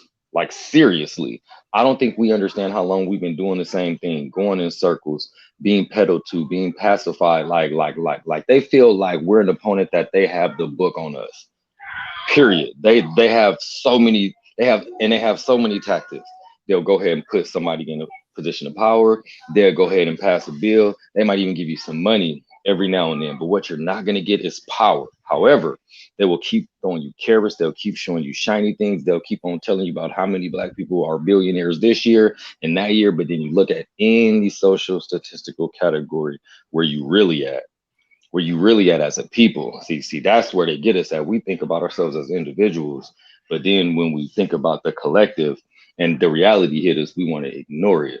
And I say Hmm. all that to say that we don't have fucking time to be playing about this thing, y'all. I promise you, we don't, because there's gonna be a time like I don't even, it's just really irritating just to like talk about it, because I remember when I first came to the BIO and we was talking about certain things before we even knew that the COVID and everything else and all this shit with Trump and all of it happening. Like Hmm. literally all of it happening, and to go back and be like, I told you so, that shit, that ain't gonna do anything either. Like we're really not into doing stuff just to be like, look at me, look at us, look at us. We the geniuses, we the prophets of the community. It's not that at all. But what we do see is the writing on the wall. And the writing on the wall is still saying like game over. Game is over. Like the credits is running, right? And we sitting in the movie theater looking at the credits when we need to be going to try and get out the damn parking lot. And Yeah, and time is running out. Like for real. We do not have time. that's You right. know, and the thing that frustrates me, it's not for me. It's not even about time, but you have to. What Black people have to understand is we keep talking about how great our continent is, and it is. It's naturally great. It has a lot of things. But what Black people don't understand is you have to measure yourself to how other groups are. So an example would be Africans should not be comparing. Well, my country's richer than this other African country. That's not what you should be measuring. Africa should be measuring itself based on other continents of the world. Europe, Asia, South America, North America. That's how you know whether or not you are up to speed or are you way behind. So an example would be, for example, in Africa, the median GDP per capita is like $1,800, $1,800. But in Asia, it's $5,000. In South America, it's 8,000. The world average is 10,000. What that means is, what African that means you're falling behind. That means you are not up to where the rest of the world is, and you need to catch up. We would be having a completely different conversation if Africa had the same GDP per capita as Asia or South America. But you don't. You're at the bottom of the world in per capita income, per the amount of money, and you really need to look at that. And that shows you just how far behind we've gotten. When you have a situation where 60 years ago, Asia was the poorest continent in the world. Now, Asia has an income per capita higher than Africa and is past Europe in North America in terms of per capita income, in terms of total amount of money generated. That indicates one society is serious about developing and the other one is joking. And you Mm. wonder why people have the stereotype of Africa being disease ridden, being war torn, and all this. Yes, we can talk about how European colonialists did all that. But at the end of the day, it was a black person who went in and toppled those regimes. It wasn't no white army that did it. It was a black person, black group that did that. And when you don't hold that to account, you put us in a situation where it's like, no wonder the world sees you like that. What do you have to show that you're not that? If you're tired of these images, be about it. Like Holland said, we know France is doing this stuff. What are you going to do about it? You know you need to industrialize. What are you going to do about it? Stop telling us what we need to do and start doing it. Yeah, support like what basically what we are creating is an infrastructure to get shit done, and people are challenging the infrastructure instead of being involved in it. It makes no sense. It makes no sense, especially when I hear somebody challenging me that has a Facebook account. You're challenging me on what the legitimacy of joining an organization or being around people of like mind when you have a Facebook account, you got a Twitter account, you got an Instagram account, and you did that without even thinking about it. But to join a site that's not charging you a damn thing, and for you to be around the people who supposedly think the same way you do, now you got to have a PowerPoint presentation. Now the moon has to be in alignment with the stars and all this other stuff. It has all of these preconditions have to come before you actually sign up. When you didn't do that for YouTube, you didn't do that for Twitter, you didn't do that for Instagram, you didn't do that for Snapchat, you didn't do that for any of these social media outlets that ask for way more than what we're asking for.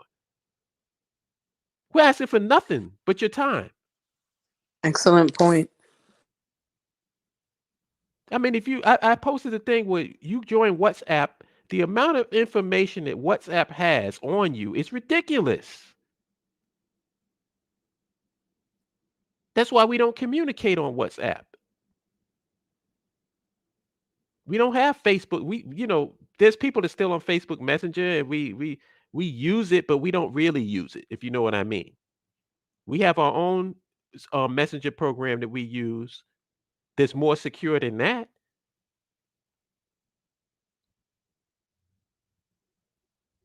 So we're not even asking for anything from you, but yet you give us your hard line us. Why don't you use this same mode of thinking when it comes to you supporting white organizations and white institutions? How many black people walk into Chase and give them the rundown? Oh, well, what companies you're invested in? Oh, how long have you been in bit? No, you just go and sign up and give them your money. Bank account right there. Give you your card, you're done. But put your money in a black bank? Oh my God, now you got to know this. Despite the fact that these companies have had a history of doing predatory lending to black people, causing Exactly. black people to foreclose their houses, yet y'all don't question these big corporations. Y'all don't oppose these big corporations, despite the fact that they have been utterly brutal, utterly disrespectful, and yet you have no problem, like you said, giving them the money. You don't even question it. You defend them. You cape for them, and then you have the audacity to say you're conscious or you're aware. No, you're not. You're completely unaware. You should have your money in a black bank. If you're conscious, now if you're not conscious, then you got a reason. You got an excuse. But if you're running around talking about this black stuff, especially, I don't even require you to be a nationalist to have your money in a black bank. Let's say you don't care about the BAIO, you don't care about having a nation of your own. If you will do it right here, conscious community person, and you do not have your money in a black bank, you are full of shit. Mm-hmm. Yep. Yeah. Especially for the do it right here people. That's what the do it right here people can do. But they're not about it. All they say, like you said, we say they talk, but they don't do anything. You're telling black folks they need to be in a black bank, and then even then, what's funny about it, right? And this is what we mean. They don't have expertise. There were black banks who were talking about bank black doesn't end racism. As a matter of fact, the money from the black banks funnel into white banks because black banks oftentimes don't have enough capital. So right there, black banks are literally making the case for nationhood. They're Thank you. making the case for nationhood right there. That Thank you. black banks can't survive on their own. They need the help and assistance of white banks because the economy is disadvantaged to black banks. So even if No we put cognitive dissonance, Jabari. No even cognitive dissonance. yeah, so even if black people right now were to put their money into black banks, you would still need the white owned banks to lend you money because black banks, even with the money we have, don't have enough wealth because in the black community we don't have enough wealth. This is why you need your own nation because you need a nation that has the wealth that we have.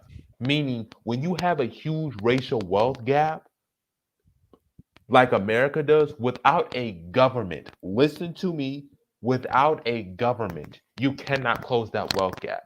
The gap is simply too big to overcome without systematic changes. Yep. I was watching a great interview and they were talking about black banks banking black just funds the money into white banks, and I said that just makes the case for nationhood. It Yep. just makes the case right there. Even if you do bank black, even if you Well, do support black businesses, you still need a nation because you don't have a system in place because you don't have the power discrepancy and the economic discrepancy is so ridiculous that it ain't gonna work. But that's the do it right here people they don't understand, they don't get. They think we live on an island in America, that we can just insulate ourselves, isolate ourselves in America, and things are gonna work. That's not how it works. Mm, mm, mm. Like you said, no cognitive dissonance. You're making a case for nationhood and being against nationhood at the same time. I'm more of a do it right here than you are. How do I have my money in a black bank and you don't? But yet I'm the nationhood guy. I'm the guy that you'll call the bad guy, but I'm more of a do it right here guy than you. How's that well, possible? the reason why the do it right here movement is full of shit is because usually when people say do it right here, it should say do it right here dot dot dot with the support of white America. Because do it right here is never really just like nope, nope, nope. We're gonna bring our community together. We're gonna make our own school, whether it's out of somebody's house or whatever. It's always well, we need to keep on putting in these bills for reparation. We need to go ahead and ask for these grants for our programs from this white government, this white town, this white city, whatever it is. It's always it's always with the approval of white people. Always, my people, always. Like everything that we're talking about is a case for nationhood. However, when it comes down to it, man, our people are really comfortable here. We really like being around these people. We really like being able to hop in our cars and roll around. We really like that. We really like that high speed Wi-Fi where we could watch all our TV shows and watch all our sporting events. See, we love these things. We And, love these things. and see, Seriously though, Umoja, it hurts so bad what you're saying because you can make that yourself. It's not like you can't carry that talent to Liberia or to South Africa and make a Liberian equivalent. That's what let me get every other company, every other let country me get does. to the last point. Let me get to the last point of that. But see, it's so much easier when you've been used to always having it done yourself. That's where that's see when it comes down to the rubber hitting the road, that's when people veer off. Like you will get a group of people saying, "We need to do something about it. We need to do something about it. We need to do something about it." And then when you offer the solution of why don't we do this ourselves? Sure, it will be harder. Sure, we're gonna, especially when you talk about do it right here. That's why I stopped that so quick because I realized that when it comes down to do the work to actually get it, everybody falls. Most of the people fall off. Sure, it's gonna be harder. Sure, you're gonna have to fight for it. Sure, you might even fail a lot. But when you do have it, that's yours. But see, why would I want to go and do all this when I already got a job and I get paid 50, 60, 70,000 a year and I got insurance and I'm cool. I ain't got shot by the police yet. My son is having a great time in school, right? Like this is what people think. We don't think about each other really, really, really. We just like to come in a group or come online and talk about how black people need to come together and how black people gotta really don't give a damn about each other. Because if we did, the BIO would have each other Oh, you're breaking up, Emoji. just in speech and in emotion, but in action. If we really cared about our situation,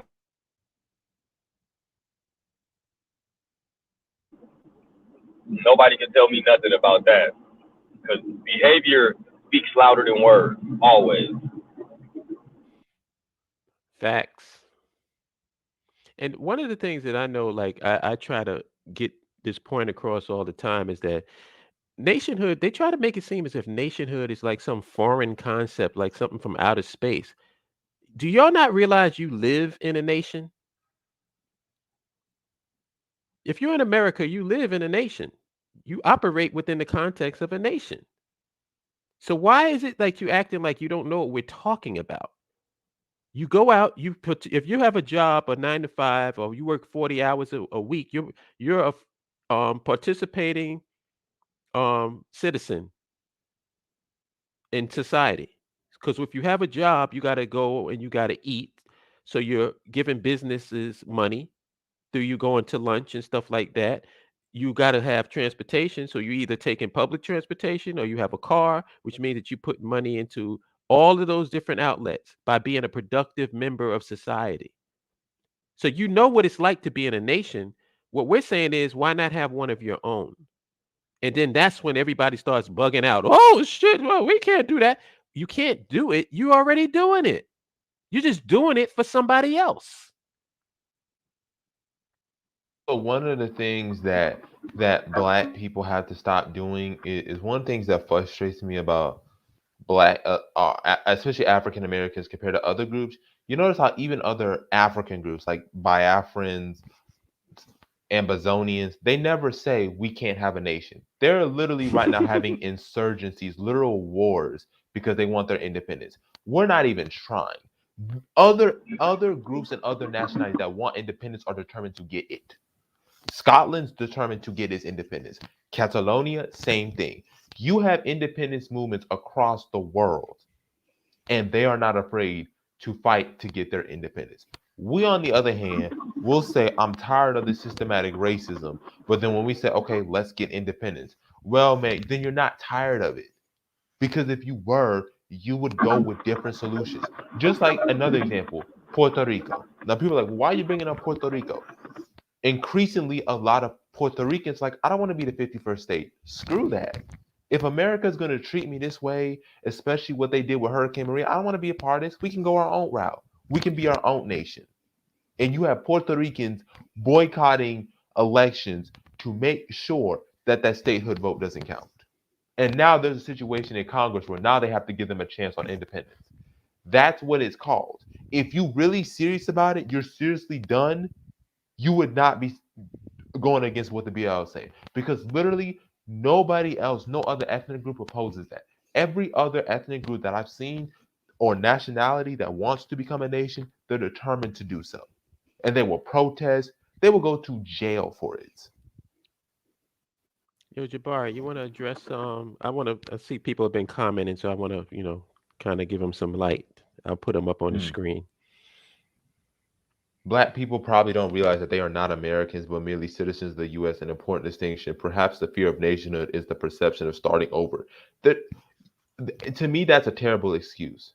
And I'll get to this point. The reason why I say that's a terrible excuse of starting over, you start over when you move to another city. When you move to another city, you're literally starting over. You're leaving your family, you're leaving the friends that you knew in that area, and you're moving to another location. You start over all the time. I don't understand this fear of starting over. You start over in everywhere you go. If you move to another city, if you move to another state, if you move across the country, you start over. and you make new friends, you develop a new family, you get accustomed to living there. So that starting over to me is ridiculous. That fear is still is still an exercise to me that needs to be overcome. Yes, starting over is scary, but you gain control in a sense. You learn from what you experience, slash comfortable and tailor it. One of the things that Baruti about that, even when you start over, is that when you start over at first, it's uncomfortable because it's a new environment. But then you get used to it. Then you get used to how life is in that new area. You're not always a constant foreigner. Eventually, you get comfortable. It's like if I were to move from South Carolina to Nevada, Nevada would be uncomfortable at first, but then I get comfortable and used to Nevada. And then eventually it's going to be second nature. The black community has $1.4 trillion in spending power. This misconception that the majority of black people is poor is a misconception. We have a huge silent middle class. Not saying we don't have a middle class, but when people talk about spending power, that's how much money we spent. That's not assets. That's not wealth. And we need to make the distinction between wealth and spending. Spending power is not wealth. That's how much money you spend. That could be from labor. When I'm thinking about wealth, I'm thinking about assets. If I subtracted your assets from your liabilities, do you have positive values? Right. And in that case, the black community doesn't have a lot of assets. Because like how I've said, if we did, we would have industries. Right. We wouldn't just be having business. We would have industries. It's crazy because when people say, look at the black billionaires, right? I say, well, look at what those black billionaires industries they're in. Music and entertainment primarily. They're not into metallurgy. They're not into heavy construction. They're not into telecommunications. They're not into mining. They're not into information technology. They're not into production, manufacturing. They're into entertainment. Can the BAIO panelists comment on this? How do Hispanics and Asians survive in the U.S.? Is it really the fact that they are linked to another nation's leverage while still living in the U.S.? Yes, and also how the system works. You cannot compare immigrant groups who come to America to Black Americans that have been here for centuries. Because I could argue this: African Americans in Ghana are doing better than the average Ghanaian. And your response would be they chose to go there. They were not born there. They chose to get up and leave. If you choose to get up and leave, of course you're going to be better because one, the system hasn't accommodated you yet. And number two is you want to be there. You can't compare the two. You're comparing people who want to come here to people who did not have a choice in being here.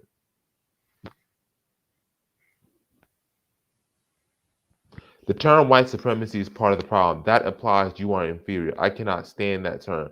Black people need to value themselves and the collective more. Yeah, it's one of the reasons why I stopped using the word anti-black racism and start using the word Afrophobia. There's a reason why I'm using the word Afrophobia instead of white supremacy and anti-blackness. Because Afrophobia is extreme hatred or fear against African people in the diaspora. We are the African diaspora. So what's happening to us is a product of Afrophobia. And Afrophobia can be caught by anybody, Mm-hmm. even Africans. So You yeah, got we a covered whole it. lot of Afrophobes on the continent. We got Afrophobes in America right now who say they ain't African. That's Afrophobic right there. Hmm. Nationhood is the solution, as far as I'm concerned. If somebody has to come with a really strong argument to convince me that it's not. And like you said, Jabari, these other groups are not talking about that they shouldn't have a nation. The only people having that stupid discussion is us. And I need people to understand this too. When you talk about other groups of people, let's say Chinese Americans, Cuban Americans, Nigerian Americans, right? Where do the vast majority of Nigerians live in? If we were to find where do most Nigerians live, where do they live? Don't they live in Nigeria? Okay. Where do most Chinese people live? In China? Okay then. That you're comparing yourself to a small sliver of the population. You're comparing Chinese Americans 4 million to 1.4 billion that live in China. The majority of Chinese people live in China. The majority of Jewish people live in Israel. Although it's almost virtually tied between Israel and America, majority of Jews live in Israel. Majority of Russians live in Russia. The majority of Kenyans live in Kenya. Come on now. I mean, it's almost like we're trying to break this down as if people are 5-year-olds. And I feel like I'm insulting people when we have to do this. It's insulting. I feel like I'm insulting you when I have to break this down like I'm talking to a 5-year-old. This is not, at this stage of the game, we shouldn't even be having a discussion about the validity of land infrastructure and nationhood as an optimal solution for our collective problems. That should not even be on the table at this point. Because every argument that you guys think that you're making against it is actually an argument for it. Mm-hmm. But you're just not intelligent enough or educated enough to realize it. Mm-hmm.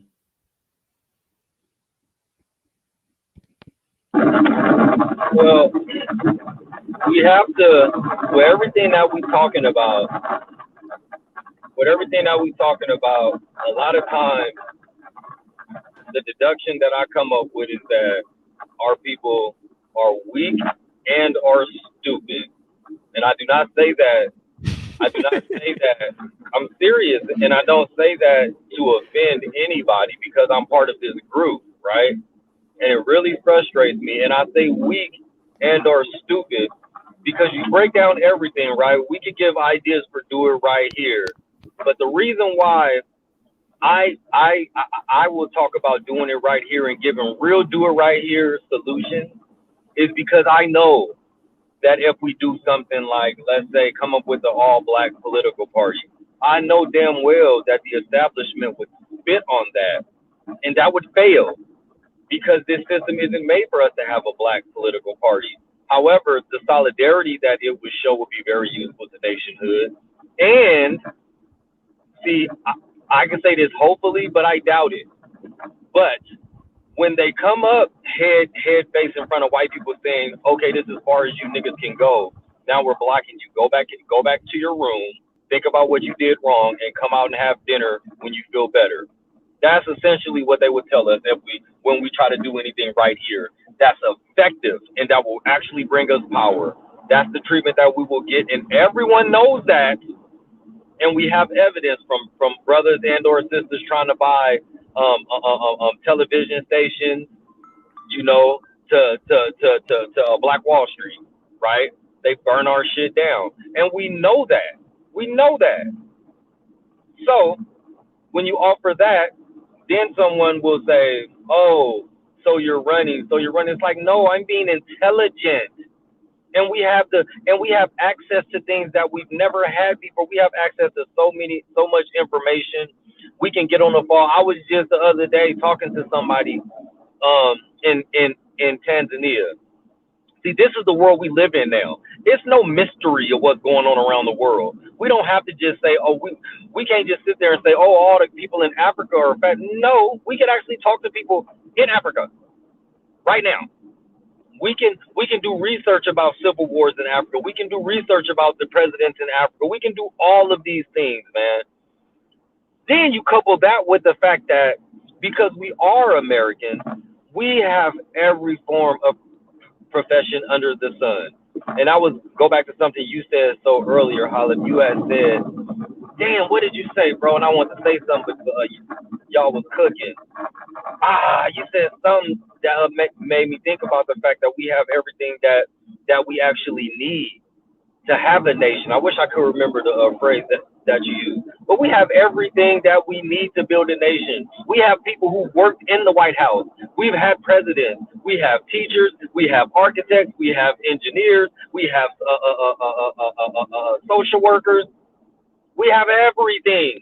Everything. We have bankers. We have businessmen and women. There is absolutely nothing that we need to build a nation of our own that we do not have right now in abundance here. Lawyers, judges, police officers, ex-military. What the fuck? Literally, we have everything that we need. The one thing that we don't have is a give a fuck. We don't give a fuck collectively, man. And that's the truth of it. And I'm not going to sit here and let nobody tell me different because I look at the behavior. I don't care what people say. What are you doing, man? What are you doing? If I say I want to make it to the NBA and I don't even practice basketball, I never practice dribbling, I never practice shooting. I just go to the game, play my ass off, and then go back home and sit down. I'm not gonna make it to the damn league, man. Extraordinary people do extraordinary shit, straight up, and we ain't doing nothing extraordinary to build nationhood. Ah, pardon my rant.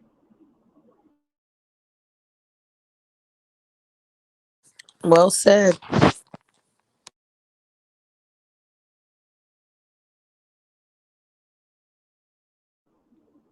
I just get emotional about this stuff, man, because this is serious.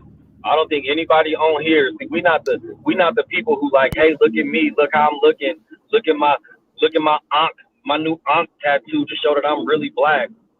Look at my go to my page and you can get some signed memorabilia from us and BIL. No, man. We actually care about the future of our people, man. Straight up. I want to speak a question for the BIL panelists. Do blacks in the U.S. want to be there? If so, then there is no mental contradiction. If not, how is the mindset of any still be cured? That's an interesting question. That's an interesting question because it is the truth. You got black people say we're stuck, and it's like, no, you have options. You just don't want to take them. Because if you truly want to be here, you would have no problem. You would not be complaining the way that you're complaining if you wanted to be here. You wouldn't be saying us all that stuff about America if you truly wanted to be here. The fact that you're saying stuff means you don't, but you don't want to take that step, which is cut off. You guys,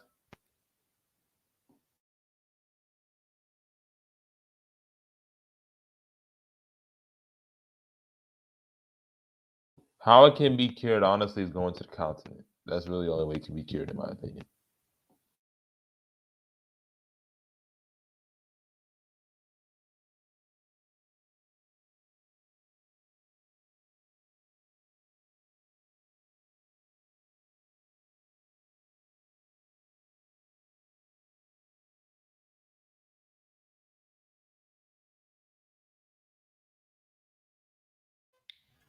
Are y'all there?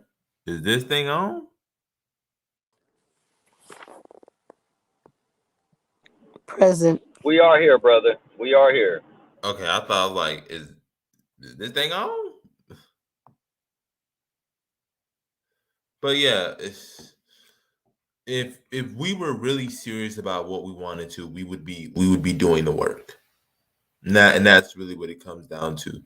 Because if you don't want to be in a situation and you really, really, really don't want, you would try by any means to get out of it. If you really, really want to get out of the situation.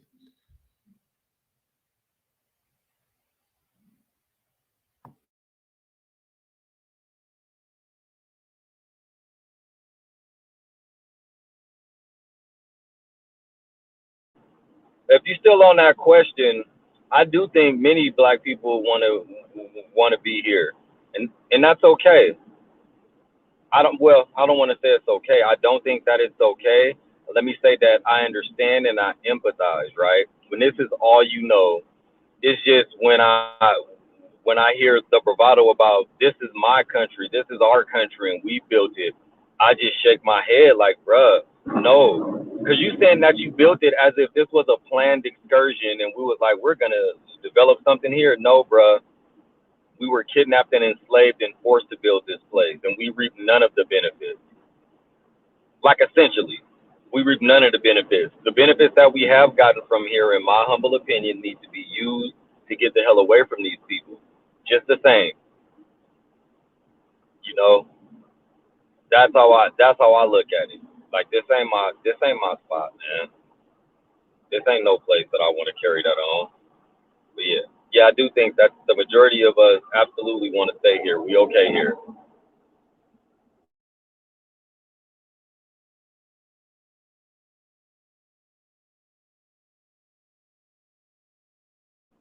Exactly. And that's the idea. Let me just say this real quick, NDR. Exactly, bro. Like, think about how many of us really serious about changing something here, and we'll go out and say, let's vote. We got to vote this dude out. We got to vote locally. We got to vote, vote, vote, vote, vote. Think of all the people who really want to see stuff change in our youth. And they say, let's come up with these youth programs, this Big Brother program, and we're going to do all this and do all that and do all that. Only to see it doesn't work. Only to see that time and time again, the system of Western culture is stronger than any small little segment group that we come up with here. And we see it time and time again. Now, imagine using that same energy to change a government that's ran by black people. So like all of the roadblocks that you come up with off top, oh, they're not gonna vote for you because you're black. Oh, they're not gonna even think about our issues because they're black issues. They're not even gonna blah blah blah blah blah. Think about all of those roadblocks. That's initial. I'm talking about they got to come up with laws so that people with locks and braids don't get fired from work. Literally, that's like a thing. That's like a big thing.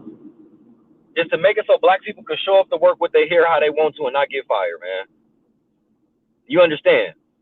So this is the baseline that black people working for here.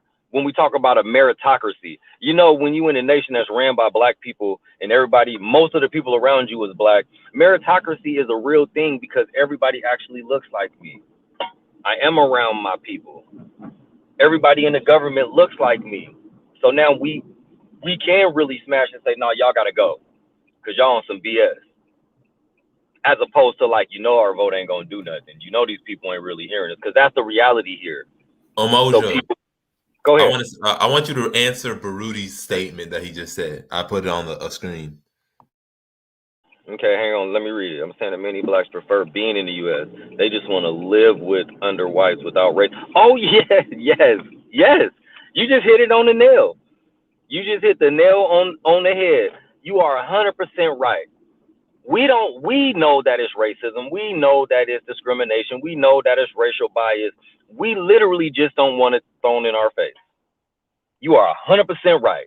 We know everything that's go. We just get on with the get along as long. And then when they throw it in our face, we want to march. We want to picket. We want to put up hash signs. We want to start adding people. We want to start talking crazy. But you know what we don't seem to do ever is something about it. No one ever gets touched. No one ever gets touched, whether in the pockets or in the face.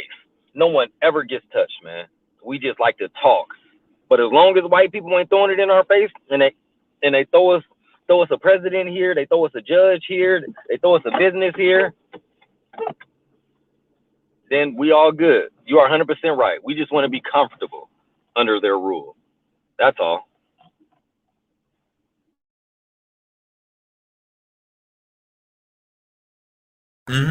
And just to add to your point, it just shows that first of all, that's a problem that we have to address in the black community. One of the things we don't want to talk about that. We don't want to address that, which is who are we? And I know Baruti emphasizes that a lot, but we know who we are, and that's the difference. We can do lay infrastructure nation because we know who we are. And you have a situation where you got a lot of black people that just is like, do y'all know where y'all at? Do y'all know where y'all live? Like, cause what y'all saying just don't like that doesn't. Do you know I'm where you live? Yeah, I apologize, y'all. I had to take a call from my sister-in-law. So Oh, it's I good, don't know if anybody knows, but my brother passed yesterday. My oldest brother. man. Yeah. So you know how that goes when this person passed. You get so busy organizing and taking care of stuff that you really don't have time to grieve or anything. So that's where we're at right now. So like they're just checking with me and taking care of stuff like that. But that's what happened. Like my brother passed yesterday, unfortunately. Man, I'm sorry for your loss. Condolences, bro. Yeah, thank you. Yeah, everybody's shown a lot of love and concern, and I really appreciate it. Which is another thing that I love about you guys, man. It's like we are family. It ain't just about land infrastructure, nationhood, and technical. It's like you got to get to know people and know the shit that they're going through, because a lot of people need that, that closeness. Like for my sister-in-law, having her whole family there. Like before he passed, the night before he passed, we were all there, and we were at the bed in the hospital. We were playing music. We were having stories. Everybody, he had a lot of love around him. So That's that part was beautiful. beautiful about it. So it's like that's what this whole thing is about for me. It's like we got to start thinking about the collective and stop being so damn selfish, thinking about our own black asses, because that's exactly what this so-called leadership and representation does. They only care about themselves and aligning up their pockets with our money. And if we don't get serious, like Umoja says, it's no joke. Time is running out, y'all. Time is running out. Do we actually think that it's just a given that Africa is going to be for Africans? When places on this earth are getting ready to become uninhabitable, what do you think they're going to do? They're just going to disappear off the face of the earth, or are they going to go to the place that doesn't suffer from that, which is Africa? And are we in any position to mount an offense against that, or play the defense? Or Thank you, or y'all. let me Thank say this. everybody. Or let me say this. Or let me say this though. You won't even get to dictate how they live. Because they'll come into your territory and dictate to you how you should live. Versus you're coming to our territory, you're going to assimilate in our culture and adopt our values. That's the ultimate form of power. When you can make others adopt your way of life. Right.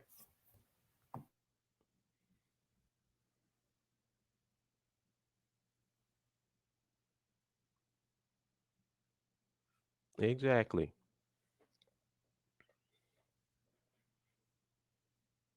Oh, Ronan's on? Oh, I think he said he couldn't jump in because he got busy with the fam.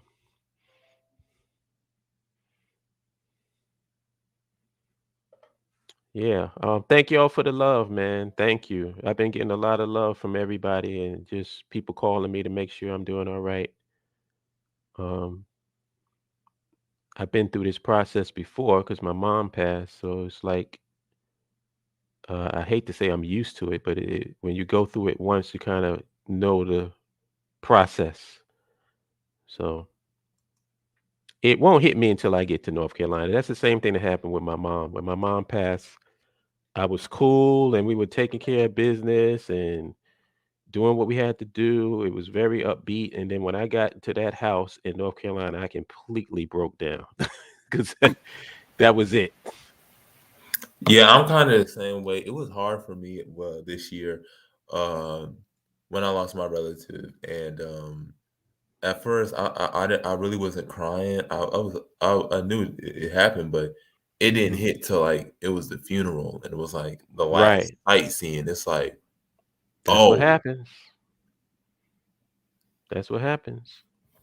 Like it just because like the busyness of the coordination is what takes your mind away from things because you're so busy doing all of this planning and making sure everything is all right on that end. So when you get to a moment of peace, it's like it just hits you exactly the impact of what happened. And shout out and peace and love and blessings to everybody that experienced loss. Because I know, my brother Ronan lost his mother and father.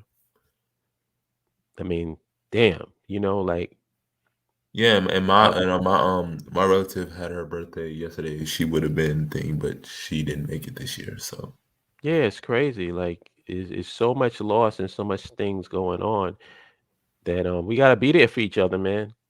One of the things that is the biggest fear of people is dying alone. And that's the one thing about my brother. He did not die alone. He had his family and people that loved him there. Okay, that's the worst feeling, to die alone. Yeah. I Like feel so COVID. bad with these people who are stuck in these homes and they don't have nobody. Nobody. That's a horrible thing, man. So love, and another thing is it gives you perspective. I don't carry beefs like that. You know what I'm saying? It's like if I have family, even if me and certain family don't get along, I don't have no hate in my heart for people because it just puts things in perspective. You know, what are you mad about? So you mad about something that somebody said to you, so that what you gonna let them go to the grave without you making peace with that? You know, it puts things in perspective, man. It also puts the things in perspective in terms of my patience level is razor thin, as Jabari can tell you. Hmm. I Oh have yeah. little patience, so it changes things. It's a game changer. It's a club that me and Ronan said that you don't want to be in. It's the one club that you don't want to be inside of. You don't that losing a parent thing or a close relative like that. I don't wish that on nobody. And it's real crazy because and this is what you're talking about with time. That as time goes on, they're gonna fade. Like they're gonna go out, and that's one of the things I always like. People need to understand the sense of urgency when you're talking about time. When Hmm. we don't have much time, let's say we do get the nation, but it's 2049, and Mm, it's like, holla, we got the nation, but you never got to experience it. right, right. And that's a possibility that I've accepted. I've accepted it. I've accepted that I might not get to see it come to its full fruition. I've accepted that because it doesn't seem like we have this sense of urgency that we're moving with. But at the same token, I haven't given up hope. I haven't given up hope, and it hasn't stopped me from doing what I have to do to make sure to the best of my ability that that happens. So if you come across Hollip on social media, you're going to hear about land infrastructure nationhood. And for everybody that wants to have a nation of our own, it should be the same thing. It's not like we're preaching hate. It's not like we're talking to some white man this and white man that. We don't when we haven't even talked about white people in this stream. We've been on here for 2 hours. We're not talking about, some violent overthrow of the US government. I don't give a shit about the US government. I don't give a shit about the US. That's their business. What are we going to do for us and our people? I don't care about American politics. I don't care about American political commentators. They can all go to hell as far as I'm concerned. They all full of shit. Has nothing to do with us. And it's one of those things that what you were talking about. He says regarding Africa, how do you think with people coming to the continent once certain parts become? I have no problem when you control the situation. They're going to do what we want them to. Exactly. So it's one of those things. That's why we say we need to control the territory. Because when you control the territory, you can let them in, but they have to do what you do. It's like in the United States. When immigrants come here, they got to assimilate into the American population. Yep. It's going to be the same thing. They can come there, but they're going to be Liberians. They're going to adopt our language. They're going to adopt the way we eat. They're going to adopt our customs, our history. So they have to become us. Yep.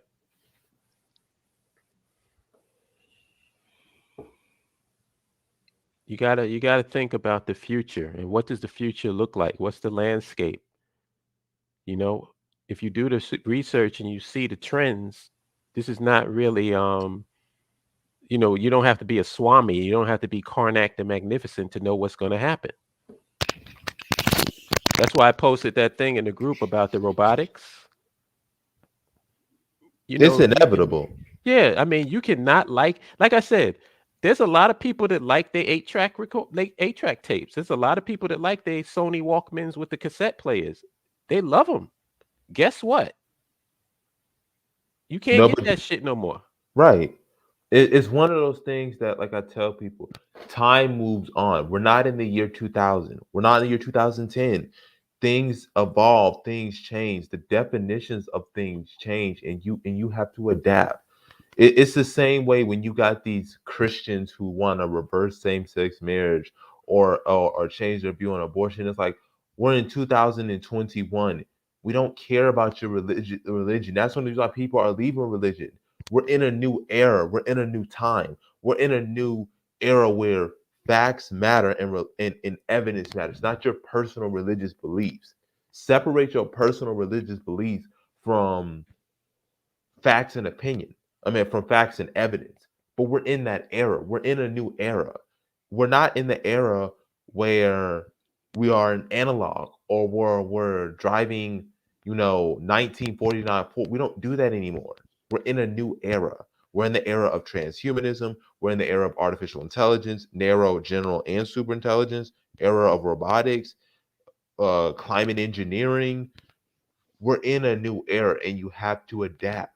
And that's okay. It's okay. Things don't stay the same forever. Nothing is forever. Cherish the moment and then move on to the next thing. And one of the things that I know this may seem a little off topic. I'm gonna post a link in the group. Why don't we manufacture our own weaponry in Africa? I mean, take a look at that video link that I just put in there and look at the mechanics of an actual weapon. You can't reverse engineer that? See, the thing is, it's simple. You have African leaders who they don't want to do that. That's not their goal. All their goal is to buy. Their goal is not to process, to manufacture, to make. Because, like you said, you could reverse engineer that. All you got to do is take it apart, see how it's made, and just make an indigenous version of it. China does that all. That's what every major great power does. People think, oh, people don't steal intellectual property. The U.S. steals intellectual property. Europe steals intellectual property. China steals into everybody does it. It's part of the the course. It's just you just have to understand what you're doing. And that's what we seem to forget. We're so disengaged to the global economy, it's embarrassing. I mean, just look at that.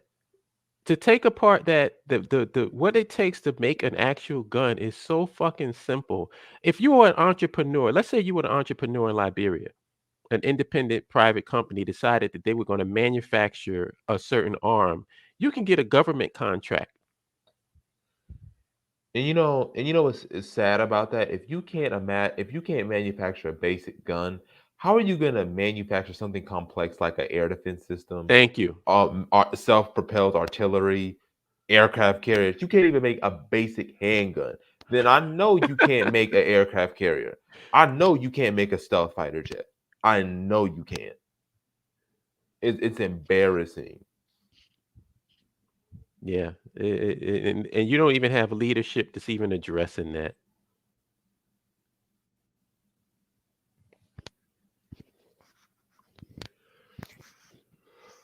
We could have that in Liberia, the black political party. He says if so-called African Americans are quietly looked down upon by other diaspora blacks because of not having a geodate, what do you think black leadership would say if confronted with the previous view it posed? Well, it would What's catch black? black leadership off guard What because black it would force, leadership are we talking about? you know, what we would consider the major black organizations. Oh, Them. mm. Lucy says they can build churches though. Oh no, that's literally the problem in Africa. You see churches being built, nothing that's indigenous religion, but you see a bunch of churches being built. Like I don't care about your churches. Can we build factories? Can we build wastewater plants? Can we build energy plants? Can we build universities? Can we build hospitals? Stuff that actually is conducive to living. See, that's one of the things I think for us as Black and African people, we're too religious, and that to me, I think is our greatest downfall. You look at some of the poorest countries in the world; they're the most religious, and that's us. We're too religious, and we wonder why we're the poorest people on the planet. Mm-hmm.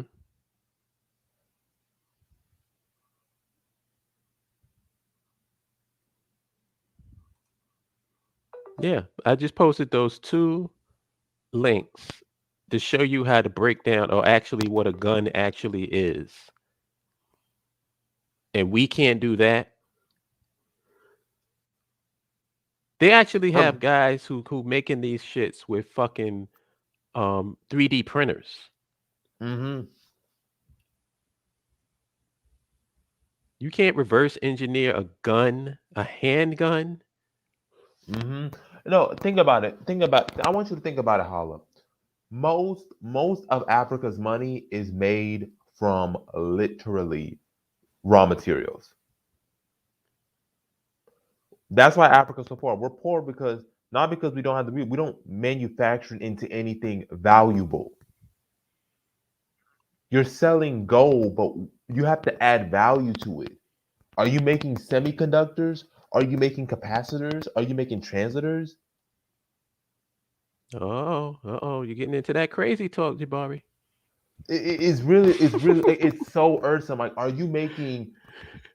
It's really like, are you making electrical circuits? Are you making technology? Are you making robotics? Are you making machinery? Are you making medicines? Are you making pharmaceuticals? Stuff that is of value, not just give me gold. You have these, I don't care that you have gold.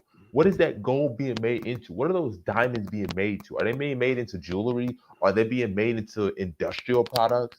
I don't care that you have modern materials. Yeah. Like what about like the company that does the handguns and just guns in general, this company called Six Sauer got a contract with the United States Army. Independent company that produces these arms. What they did was, they had a bid, like what do they call it? Like a bidding thing or whatever, where they have all these companies to get together so they can try to determine which company they're gonna give the contract to. And Six Sauer won. You mean to tell me that can't? So 6 Hours is the only people that's capable of producing a handgun or guns or military armory? Why can't we do the same thing in Liberia? Mm-hmm. There's an entrepreneurial opportunity for you right there.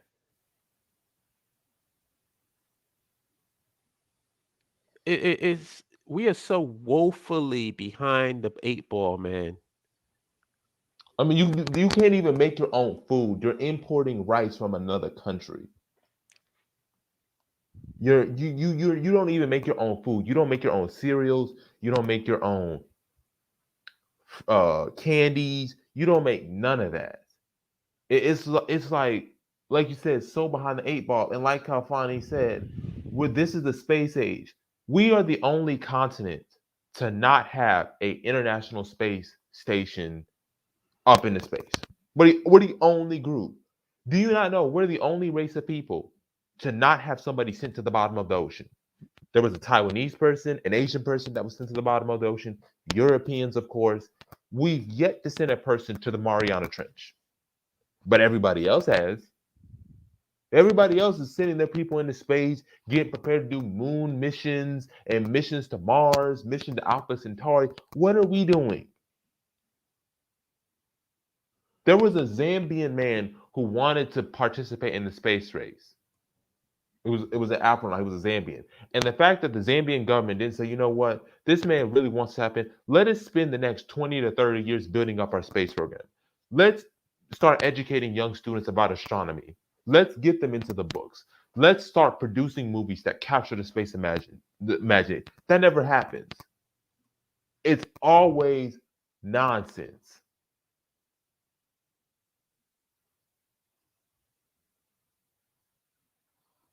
We're going to be the only group of people to not have a major space program.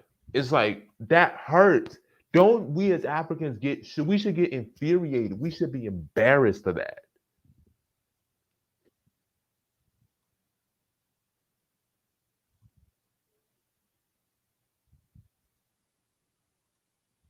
Mm-hmm. NDR 1981 said it. Africa is a consumer, not a producer. Yet they have all the natural resources to be the number one producer. The honest statement. We consume, we don't produce anything. We don't innocent. You got a car such as innocent in Nigeria. And my black y'all knows this. You have a car in Ghana called Kantanka. Why isn't Kantanka the number one car in Africa? Why is it not mass produced across the entire African continent? Mm. Kipira, that's a Ugandan car. Why don't you have these African made cars being produced all throughout the continent? Why aren't these cars being driven on the streets? Why are you importing Volkswagen? Because it takes more money to export than it is to, it takes more money to import than to export.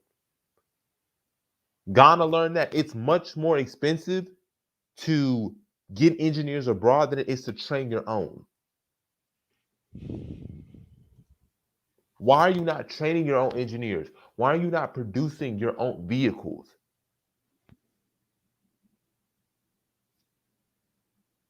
Oh, Richard Dixon, you're right. Some countries do have it, but what I'm saying is at the level. If you were to compare the best African program, which it's South Africa, if you compare South Africa's space program, it is nowhere near NASA, JAXA, the Japanese Space Agency, the Chinese Space Agency, the European Space Agency. It's nowhere near that. Now you do got the South African space industry. You do have Ghana has some space stuff. You have Nigeria. You have Angola. But I'm talking about to the level because one of the things I don't like to do when we talk about comparing ourselves is we need to compare ourselves to how the rest of the world is doing. We want to be the best, right? If you want to be the best, you have to compare yourself to the best. And the best is JAXA, NASA, and the Chinese space industry.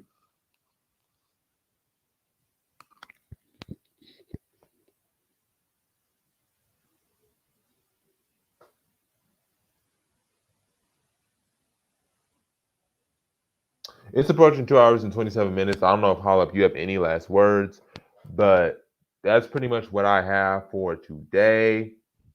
Yeah, I want if NDR is still there and she can hear me, can you email me at holipsism at BAIOAfricstan.org, or you could do it holipsism at gmail.com. I just want to holler at you for a second. And that last statement, Africans are taught imported is better. They love everything that is non-African, goes back to devaluing blackness. And that is so true. And we'll end it right there. So everybody, thank you for being in this live. We really appreciate it. It's approaching 2 hours and 30 minutes. So I want to let you guys get going on with your day. Holla, if there's any last thing you want to say, I'll let you have the last word, and then I will, Yeah, end I the just live. wanted to thank everybody for the loves and the well wishes, and I'm doing all right. I'm good. Um, I just have to do some planning for going to North Carolina because that's where he's going to be buried next to my mom. And I appreciate the concern and the love and the calls and the emails and texts, all of that stuff. So I just wanted to say thank you to everybody. hmm And I'll just adjust this last statement. You really can't compare white South Africans and black Americans because um, whites in South Africa are inherently racist and inherently oppressive. Apartheid is the prime example. They should be thankful they're even allowed to be in the country for what they've done and how they treated the black population during apartheid. If you've ever read Apartheid, it's horrible. Read in depth about it. It is horrible. But that's really sums up today's live. I will see you guys later on tonight in the deeper conversations. If you're able to make it, if you signed up to the website, we vetted you. You're more than welcome to join the upcoming conversation at 8 o'clock, 8:30. So we will see you guys there. And with that, peace to Ronan, peace to Holla, and peace to everybody in the chat. You guys have a good rest of the day. All right, y'all. Peace.